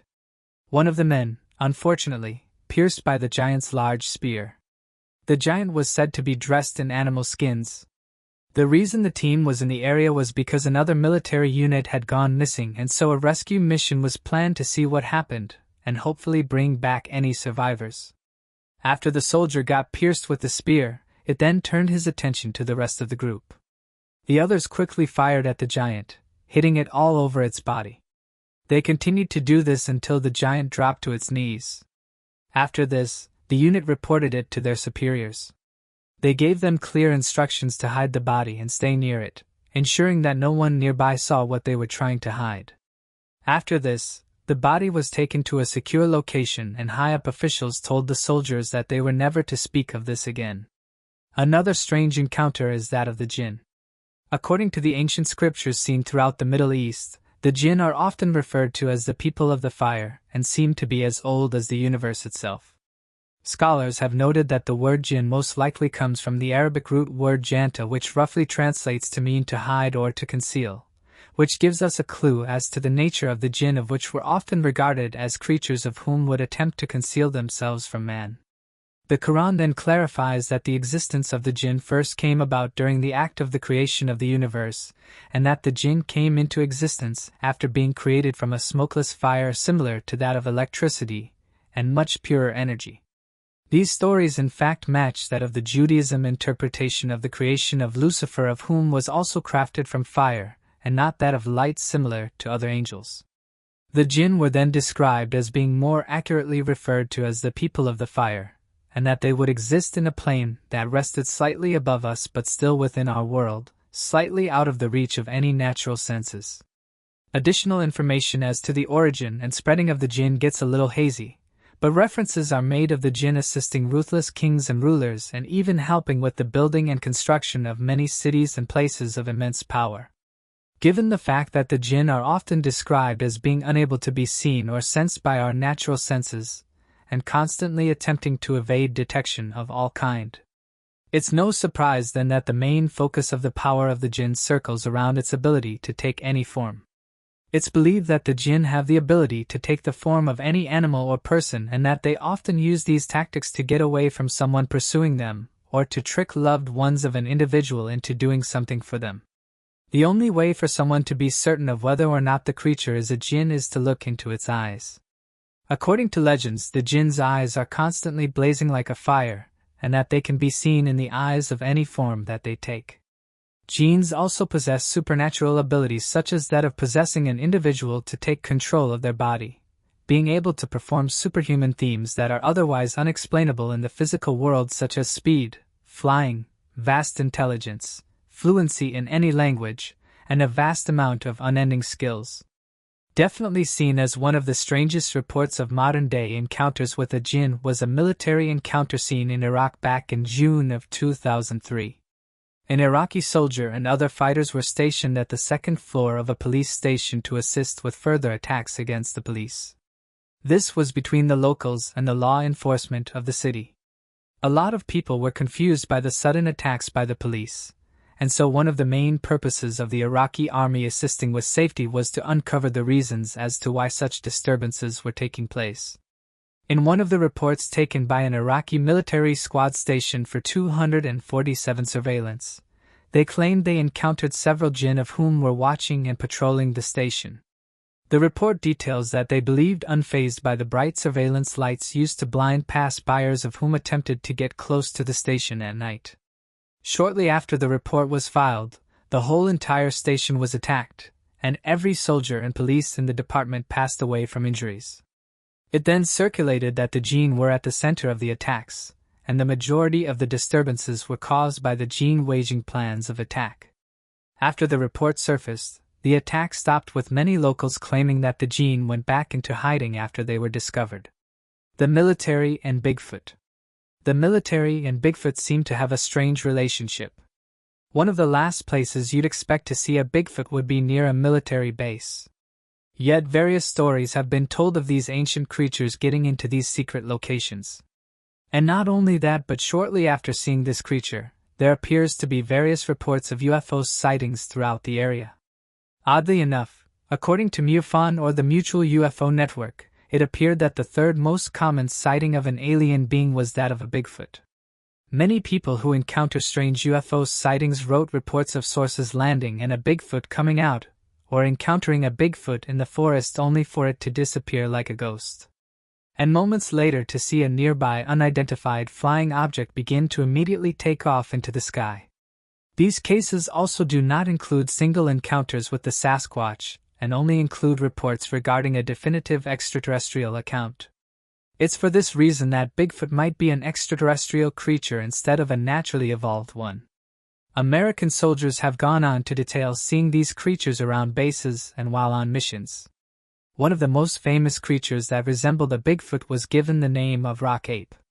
Referred to by American soldiers as rock apes, consistent reports were made by a wide number of platoons of giant humanoid creatures. One veteran wrote the following report. I frequently encountered the rock apes while serving with the 101st Airborne in the Vietnamese mountains. Although they were smaller than Bigfoots and larger than most men, they were as big as a gigantic man and typically lived in small groups of 2 or 3. They were observed throughout the day, but at night, they would also activate our trip flares, to sum up. Moving on to the next mystery. Kirsty Bentley was born on January 18, 1983, in Christchurch, New Zealand, to Sid and Jill Bentley. Her mother remembered her as a bright, honest, and caring young woman.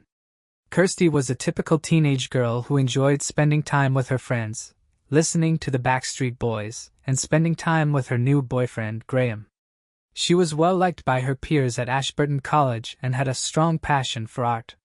Kirsty's horrific murder in 1998 left locals in shock and disbelief, and authorities were baffled. Her unsolved case remains one of New Zealand's greatest and longest-running mysteries. On the morning of December 31, 1998, 15-year-old Kirsty went shopping in her hometown of Ashburton with one of her closest friends, Leanne. The two had lunch at McDonald's around noon and later went to KFC for a drink. At approximately 2:30 p.m., Leanne's sister drove Kirsty back home. Kirsty's 19-year-old brother, John, greeted her when she returned home. The two had a close relationship, and John reminded Kirsty that she had missed a call from her boyfriend, Graham, who had asked her to return it. Phone records revealed that Kirsty called Graham at approximately 2:38 p.m., but the call was answered by his answering service. After leaving him a message asking him to get in touch, she decided to take a walk with the family dog, Abby. Her family mentioned that Kirsty often did this. The 15-year-old liked to kill time by taking Abby for a stroll. In recent interviews, John has stated that while he doesn't recall Kirsty saying goodbye, he does recall hearing the front gates close. A neighbor noticed Kirsty and Abby strolling past their home shortly after, around 3:05 p.m. At approximately 4:30 p.m., Graham called the Bentley residence and discovered that his girlfriend was out again. John noticed at this point that his sister was still not home. John noticed that Kirsty hadn't been gone for as long as usual when walking along her regular route. Around 5 to 15 minutes after she left, their mother, Jill, began to worry and decided to check if Kirsty had gone to a friend's house. Jill followed her usual route along the Ashburton River to look for her 15-year-old daughter. But when she returned home, increasingly anxious, she confirmed Kirsty hadn't been seen. Jill and John decided to wait until after 6 o'clock before starting a more thorough search. While they waited, they had hoped that she would show there. Her father, Sid, went back home while John went off to find his little sister. Sid made a police call around 6:20 p.m. Law enforcement, and the surrounding community joined forces to assist the Bentley family in their search for the 15-year-olds.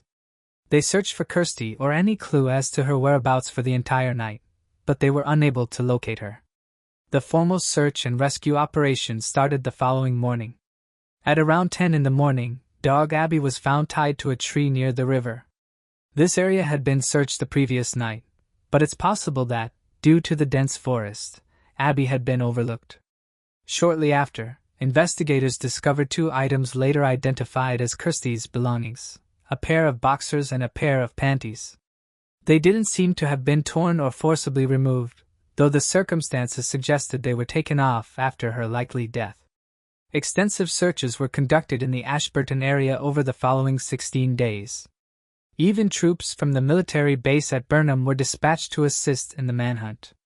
Two men discovered Kirsty's body on January 17, 1999, a day before her 16th birthday in the Camp Gully region of Rakaya, some 25 miles, 40 kilometers, from Ashburton.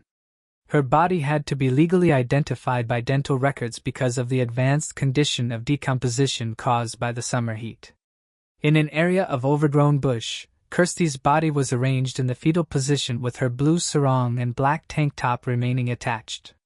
When she was last seen, she was wearing both. Kirsty's body was found covered with a layer of branches and leaves. Authorities carefully examined the scene in the following days, taking plaster casts of the tire tracks in the area. They made a public appeal, urging anyone who had seen any vehicles in the vicinity at the time to come forward. They also called on cannabis growers in the region to share any information, as it was known that the area where Kirsty's body was discovered was often used by cannabis producers. Kirsty's skull was broken as a result of blunt force trauma to the right side of her spine. The coroner thought she would have passed away soon after being hit. There didn't seem to be allegedly dumped in the Camp Gully area the night she was killed, according to the authorities. There have been 100 suspects in the 20 years after Kirsty died, and many of them haven't been officially ruled out of the investigation. John and Sid Bentley were named as suspects in the murder inquiry shortly after it was started, a fact that the police later verified. They both denied any involvement. Following a comprehensive examination at the family's residence, including luminol testing, the police were able to obtain no useful information. Sid, Kirst's father, was not able to give law enforcement a credible alibi despite the fact that they were aware of his alcoholism. Initially, he stated he was in Littleton and Christchurch when his daughter vanished. But then he said he had struck his head on a cabinet door and had forgotten he had spent a portion of the day in Ashburton. Sid's precise location at the time of Kirsty's disappearance is still a mystery. Many family members, including his ex-wife Jill, thought he wasn't engaged in his daughter's kidnapping or murder because he was too ashamed to acknowledge whatever it was he was doing. Numerous internet detectives have expressed their conviction that Sid had anything to do with his daughter's death. He reportedly showered Kirsty with attention while she was younger, but as she approached adolescence, their relationship reportedly deteriorated. Sid's father of 2 children was allegedly saw by multiple witnesses at a hotel on the day she disappeared at approximately 4 p.m., which is another odd aspect about her. Because of this, some forum members have speculated that he might have been having an affair or cheating on his wife. Since Sid is frequently portrayed as a stoic and arrogant Englishman, many believe he must have been hiding something from investigators that he believed would be exceedingly embarrassing or detrimental to his reputation.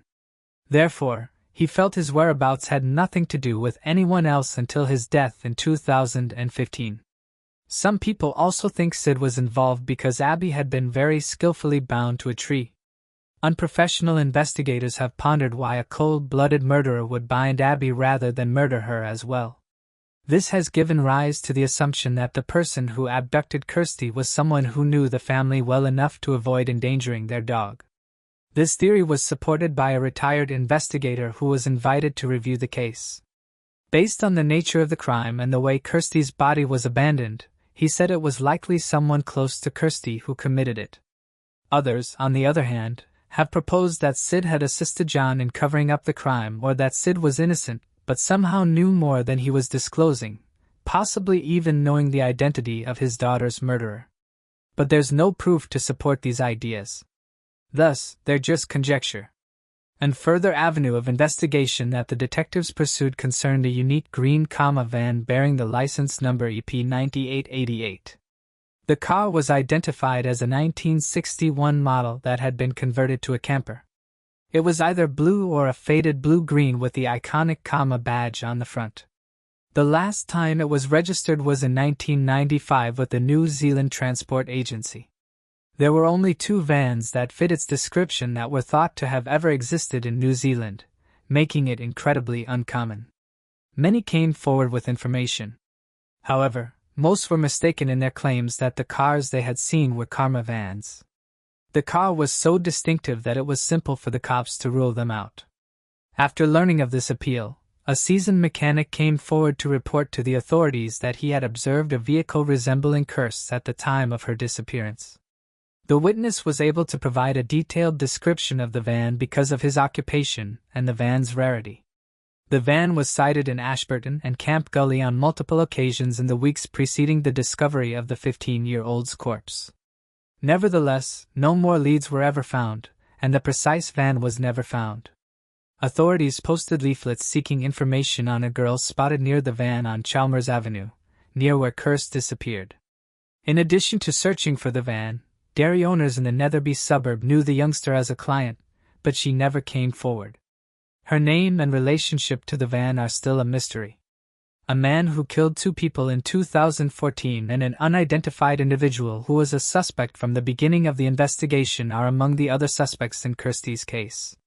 In 2014, Russell John Tully killed 2 employees of the Ashburton Work and Income Office. He was rumored to camp near the Ashburton River at the time Kirsty disappeared. He was able to demonstrate that he was in Nelson when the 15-year-old vanished. Thus, he was later excluded from the investigation, a location 251 kilometers distant from Ashburton. An unidentified woman came forward to authorities after Sid passed away in 2015, expressing suspicions that her ex-boyfriend had anything to do with Kirsty's death. This man reportedly denied any involvement during an interview conducted at the start of the investigation. However, his former partner asserted that he had repeatedly told her, while intoxicated, that he was the one who had perpetrated the horrible act. The suspect was initially interviewed alongside the ex-girlfriend. Since they had only recently begun dating, she said that she had no cause for concern. But as time went on, she came to understand that he knew more than was disclosed to the general public. Greg Merton, the case's detective inspector, has stated that the individual has already been looked at and that he would not comment on the woman's claims. Along with a number of other objects, the underwear discovered close to Abby and the leash she was restrained with were submitted for DNA testing in 2018. Nevertheless, no fresh information was presented by the results. On January 25, 1999, Kirsty's funeral was held at Ashburton's St. Stephen's Anglican Church. More than 500 people came to grieve. After Kirsty's corpse was cremated, her ashes were placed in a steel urn and interred in the family's specifically created memorial garden. Following Sid's passing in 2015, Jill received the urn. John Bentley, now residing in Australia, felt a sense of relief when officials declared in 2018 that he and Sid Bentley were no longer being investigated as suspects in Kirsty's case. In a surprising turn, Sid and Jill separated in 2000 for reasons unrelated to the media attention or their grief over the loss of their daughter. Jill explained that she had grown to dislike living with the alcoholic Sid. Following their separation, John's relationship with his father became strained as Sid began spreading gossip about Jill's new partner. When John confronted Sid about this, the two got into a heated argument. In 2008, Jill remarried Noel Peachley. Together, with their rescue cat Tara and Kirsty's collection of stuffed animals, they lead a quiet and solitary life, which Noel fondly refers to as the guys. Jill and John continue to maintain a strong relationship. Leanne, Kirsty's childhood friend who was with her on the morning of December 31st, has expressed her own doubts about the events of that day, though she chooses not to elaborate on them in any of her interviews. As of 2018, Kirsty's case remained unresolved and ongoing. If you have any information about any of the cases discussed in this episode, please contact New Zealand Crime Stoppers at 0800 555 111. Moving on to the next mystery. In England, a weird creature was caught on a road camera. The Wessex Way Monster, often referred to as the Wessex Way Creature and the Highway Crawler of England, is a strange humanoid that was filmed on a public road in England sometime in 2007. The images, which are still pictures, show what looks to be a human-like head with legs and an upper torso that can also run on all fours. It's interesting to note that following the broadcast of this video, locals said that began to look into the region and that other sightings were recorded by people who claimed to have seen a four-legged monster that resembled a werewolf. Following the release of the video, investigations were conducted. However, the results were largely negative. But strangely, some came forward and detailed that throughout the early 2000s, they had seen bizarre creatures roaming throughout the area. The eyewitnesses said that the creature looked like a werewolf or a large, hairy humanoid and had the ability to travel at extreme speeds, often being witnessed leaving an area before anyone could take a high-quality photograph.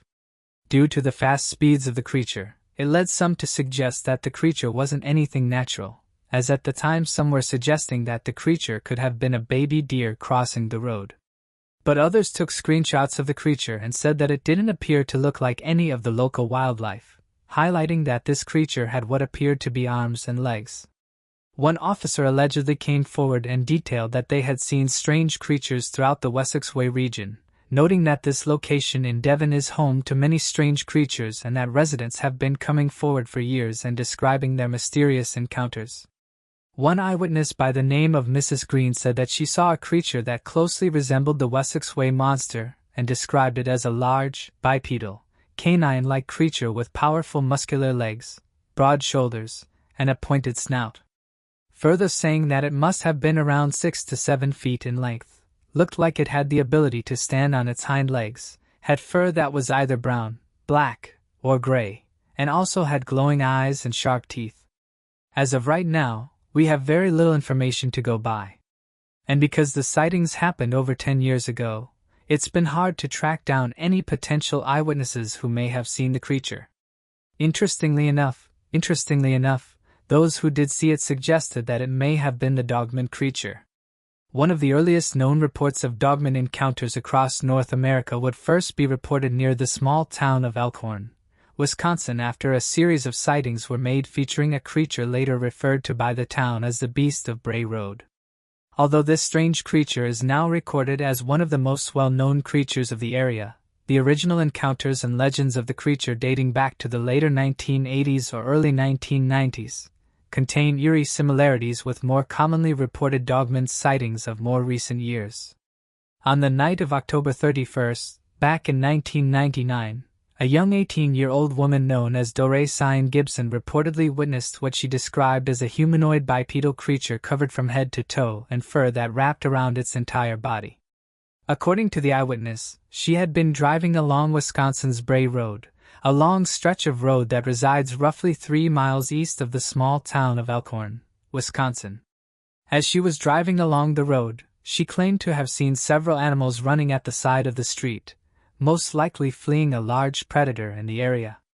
Once she reached the intersection of Bray Road and Hospital Road, the movements of the animals and the surrounding empty streets gave her a sudden extreme sense of anxiety. And so she began to mess with her car radio to find some music that could help ease her stress. As her attention was turned away from the street for a few fractions of a second, she claimed to have felt the car jump slightly, and heard a loud thud as if her right front wheel had run over a small animal that was scurrying across the street. Worried that she might have hit something as the October 31st was the night of Halloween, the 18-year-old woman immediately pulled over to the side of the road. Stepping out in the almost the night, Doree took the time to look around and inspect the road, though was completely unable to find any trace of her accident. Fearing that her car tire could have been misaligned and created the jerking motion of her car, the woman also took the time to analyze her car, but was unable to find any dents, scratch marks of misalignment that could have caused the strange thudding sound she had heard. It was at this moment in time, as Doree Cine was preparing to get back into her car, that she claimed to have noticed what she described as a 6-foot-tall, huge, bulky creature that stood several yards down the road staring back at her. Unsure of what she was seeing, she and the creature stood motionless for some time as they watched each other in total silence. However, without warning, the creature suddenly began charging towards the direction of Doree Cine as she heard the patterning of its feet loudly striking the road. Without a second's hesitation, the woman re-entered her vehicle, slammed the car doors shut, and immediately started her car's engine to speed away. Unfortunately, the car could not start up fast enough, and the creature started to climb onto the trunk of the vehicle and slammed against the car's metal frame with several thudding blows. However, within a few seconds the car soon sped away, causing the strange humanoid creature to fall off the vehicle and allowing Doree Cine Gibson to make a clean getaway. Shortly thereafter, Doree Cine arrived at one of her friend's house with whom she had planned on going trick or treating with. Fearing that the other girl would not believe her story, Doree Cine failed to bring up her encounter with the strange humanoid creature, believing that her story would have been shrugged off as nothing more than a made-up Halloween tale in an effort to scare her friend. Doree Cine then planned that perhaps she would be able to encounter the creature again that night if she returned to town taking the Bray Road to show her friend proof of her impossible-to-explain witness sighting. As the two girls approached the area of Doree Cine's original sighting, they claimed to have seen the dark form of the creature standing at the side of the road. According to her friend, the creature appeared to have been a fur-covered humanoid creature that walked with a slight limp as they passed by. The following morning, the two girls' type of creature as the trunk appeared to have had deep scratches impossible to have been made by a person and seemed to have been something out of a horror movie. Although Gibson and the other girl claimed to have possibly encountered a Sasquatch creature, many residents of Wisconsin soon came forward with their stories about an unknown humanoid creature that helped to shed light on the encounter, though failed to accurately explain what exactly was stalking the nearby town of Elkhorn. One such witness testimony would come from an older woman named Lorraine, who claimed to have spotted a similar creature back during the fall of 1989. According to Lorraine, she had been working as the manager of a local business, forcing her to stay late to help close up the store at the end of the day. On her way home, she had decided to take a less popularly used route back to her house and follow the Bray Road out of town. As Lorraine was roughly a half-mile west of Hospital Road, she claimed to have spotted what she originally believed was a person crouching at the side of the road. Worried that the person could have been lost and needed a ride, Lorraine began to slow down as she approached the figure. At first, she noticed that the figure appeared to have had strange eyes that glowed an almost reflective yellow, though assumed that the light could have been nothing more than a reflection of her bright headlights shining down the road. As she neared within 10 feet of the figure, it became obvious to Lorraine that the figure was definitely not a person. Lorraine would go on to describe the creature in vast detail, claiming to have gotten a perfect look at the monster before pulling away out of fear. The creature was described as being a large, hairy beast, featuring a human-like body, large barreled chest and strong humanoid arms with dark grayish-brown fur that wrapped around its entire body while possessing an anatomically correct wolf-like face with pointed standing ears that ended in a long pointed snout with massive fang-like teeth that were clearly visible from a distance. In the creature's hands, Lorraine claimed to have seen what looked like smashed roadkill with its entrails sticking out. Due to the popularity of the stories reported by Doris Dean and Lorraine, a local newspaper reporter by the name of Linda Godfrey had been alerted to the strange rumors of a supernatural werewolf creature and began a private investigation into the sightings that would later be published in the Woolworth County Week local newspaper. It was at around this time that the story of a wolf-like monster prowling around Bray Road would reach the height of its popularity, with local residents referring to the creature as the Beast of Bray Road, causing several more independent eyewitnesses to come forward about their encounters with a strange creature without fear of ridicule. The first eyewitness, a local resident by the name of Scott Bray, who owned a small private farm near the Bray Road and whose family name had inspired the naming of the nearby road, claimed to have seen what he described as a large wolf-like creature estimated to have been the size of a bear prowling around the edges of his property. According to Scott Bray, he first spotted the creature sniffing around his pasture field adjacent to his dairy farm. He claimed that the creature was much larger than a typical wolf and had dog-like qualities in its face with dark grayish-brown fur, tall pointed ears, and a long thick tail. Worried that the creature was stalking to make an attack against one of his dairy cows, Bray went towards the creature while armed. Once the creature spotted Bray, it immediately turned away and ran. The next day, Scott Bray inspected the area where the wolf had been sighted and discovered large dog-like paw prints. Much too large to have been a typical dog or wolf, mixed with human-like handprints scattered throughout the area. Fearing that the animal might return when he was not around and possibly attack one of his cows, Scott armed himself once again and used the footprints in an attempt to track down and hunt the creature. After following the tracks for a few 100 feet, he noticed that the prints suddenly seemed to have disappeared as if the creature had completely vanished into thin air. Although he would spend several hours looking throughout the area in an attempt to pick up a new track, no evidence of the strange, overly large wolf-like prints and the human-like handprints were seen elsewhere in the area. However, several days after Scott's sighting, another local resident claimed to have encountered an upright wolf that matched Bray's descriptions. According to a man by the name of Russell Guest, he had been walking near Bray Road in an area completely overgrown with weeds and low-lying brush, when he heard rustlingly in the dense overgrowth. Wondering what could have been making the noise, Guest began investigating the area and shouting out loud, fearing that perhaps a large animal was lurking nearby, slowly waiting to attack him while he was unaware of his surroundings.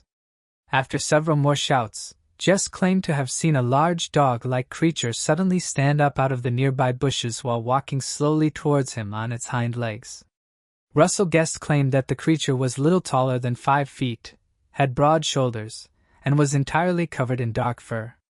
The little village of Elkhorn has been the scene of over 50 separate sightings of the creature to date, and hundreds more reports of dogman-like animals have been made across North America.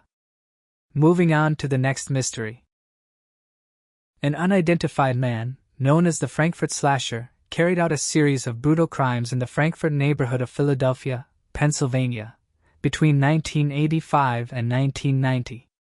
On August 26, 1985, at around 8:30 a.m., transit workers discovered the partially clothed body of 52-year-old Helen Payton in a train yard in northeastern Frankfurt.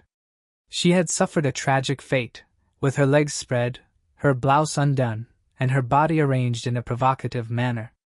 Subsequent autopsies revealed that Helen Payton had been sexually assaulted.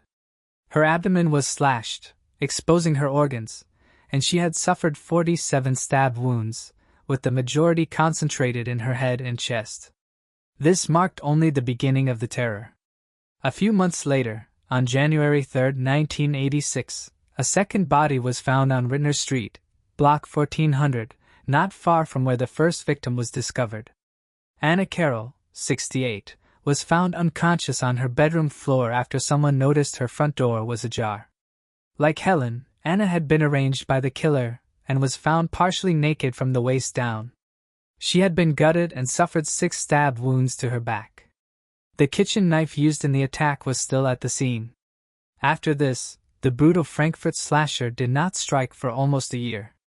On Christmas Day 1986, Susanna Osleff, 64, was discovered, her murder eerily similar to those of Helen and Anna. Susanna Osleff was found in her own apartment on Richmond Street, with similar injuries to those suffered by Anna.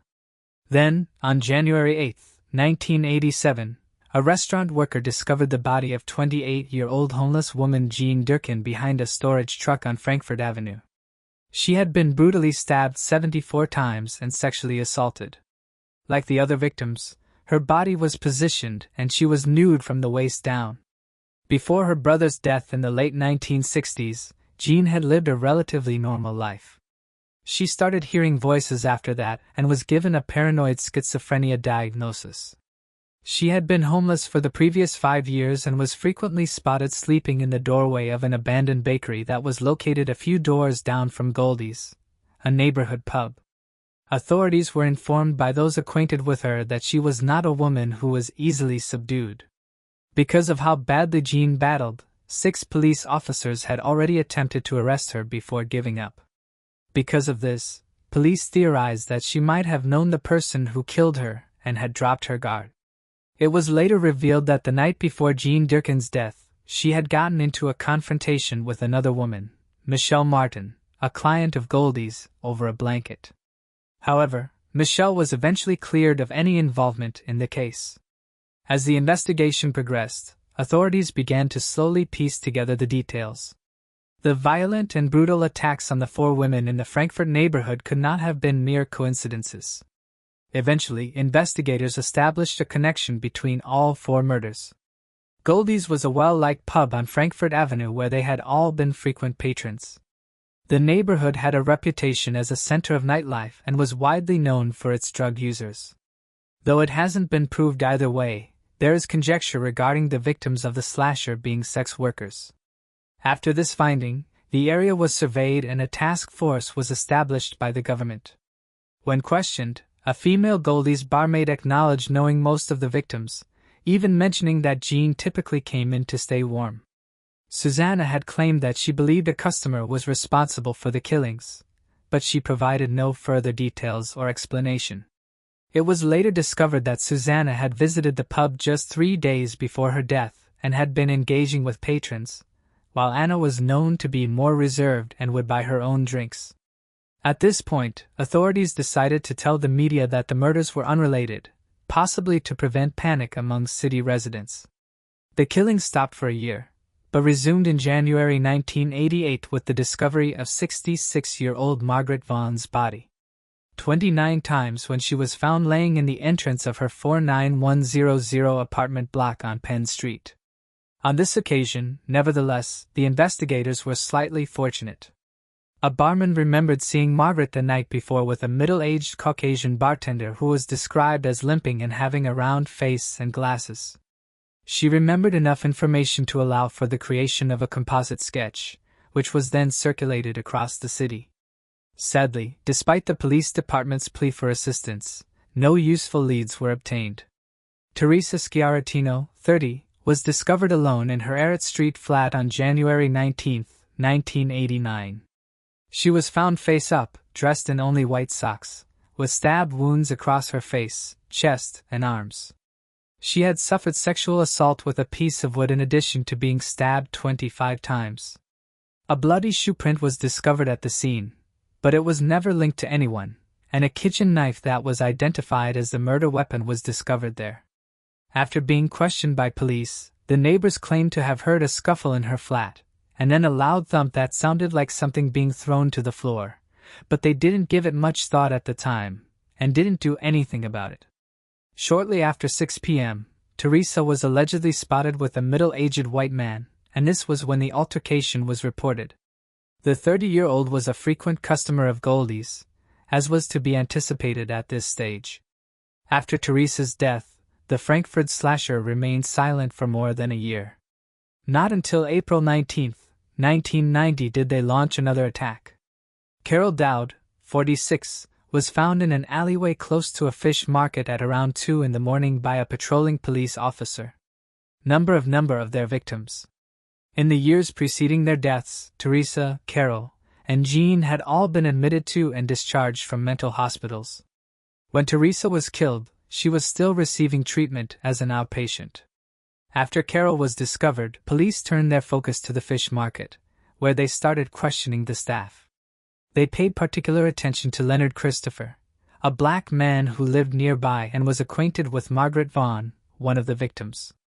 He claimed to be 39 years old and to have been with his girlfriend the night Carol was killed, but his partner claimed that Carol had been by herself the entire time. Leonard was the most wanted man in law enforcement since he had no alibi. And it didn't take long for them to arrest him, even though there was no evidence of blood, no motivation, no weapon, and several witnesses had seen the women with white men before to their deaths. On May 5, 1990, Leonard was taken into custody. The witness statements were inconsistent. While 2 witnesses stated they had seen Leonard and Carol stroll into an alley together around the time of her death, many who knew him said he was a fine man and had not been anywhere near the murder locations. The majority of the reports of the man who was last seen with the victims, including Carol herself, did not match his description. The 39-year-old was on trial for murder on June 20th. A few months later, on September 6, 1990, Michelle Martin's 30, also known as Michelle Dinner, body was discovered in her flat. She had suffered 23 stab wounds. Her body had been positioned, her organs showing. She was a frequent visitor to Goldie's and had recently undergone mental health treatment. She shared a street with Teresa and lived only 3 streets away from Carol. Moreover, this woman was the same one who had argued with Jean the previous evening before Jean's murder. Additionally, Michelle was seen the day before she died with a middle-aged white male who matched the slasher's original description. The jury was not informed of this crime, despite Leonard Christopher being incarcerated and unable to have committed the murder. On December 12, 1990, Leonard was convicted and sentenced to life in prison, where he eventually died of cancer, maintaining his innocence throughout his life. Aside from Leonard, little is known about other potential suspects in the Frankfurt slasher case. According to a 2019 NBC article, a suspect who identified as a minister disappeared during a police interrogation, though he had provided DNA samples beforehand. In further detail, a CBS report stated that the suspect had rented an office at a nearby church, where he posed as a counselor offering advice and comfort.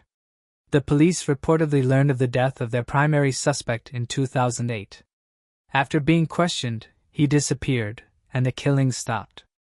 However, the name of this suspect has never been revealed, and there remains no solid evidence linking him to any of the murders. For a short time, there was speculation that the Frankfurt slasher might have been connected to the case of Catherine Jones, a 29-year-old woman found dead on the street in January 1987. She had been fatally bludgeoned, and her body was discovered half-dressed and frozen. However, it appears the slasher is not believed to be responsible for her death. New investigators on the case have acknowledged that Leonard was likely wrongfully convicted. As of now, the Frankfurt slasher case remains unsolved. Thanks for watching. I hope you enjoyed exploring these intriguing unsolved mysteries with me. If you found the video fascinating, don't forget to give it a thumbs up and subscribe to Unsolved Mystique for more deep dives into unsolved mysteries. Your support helps me bring you more compelling content. Leave a comment below with your thoughts or any mysteries you'd like me to cover next. See you in the next video.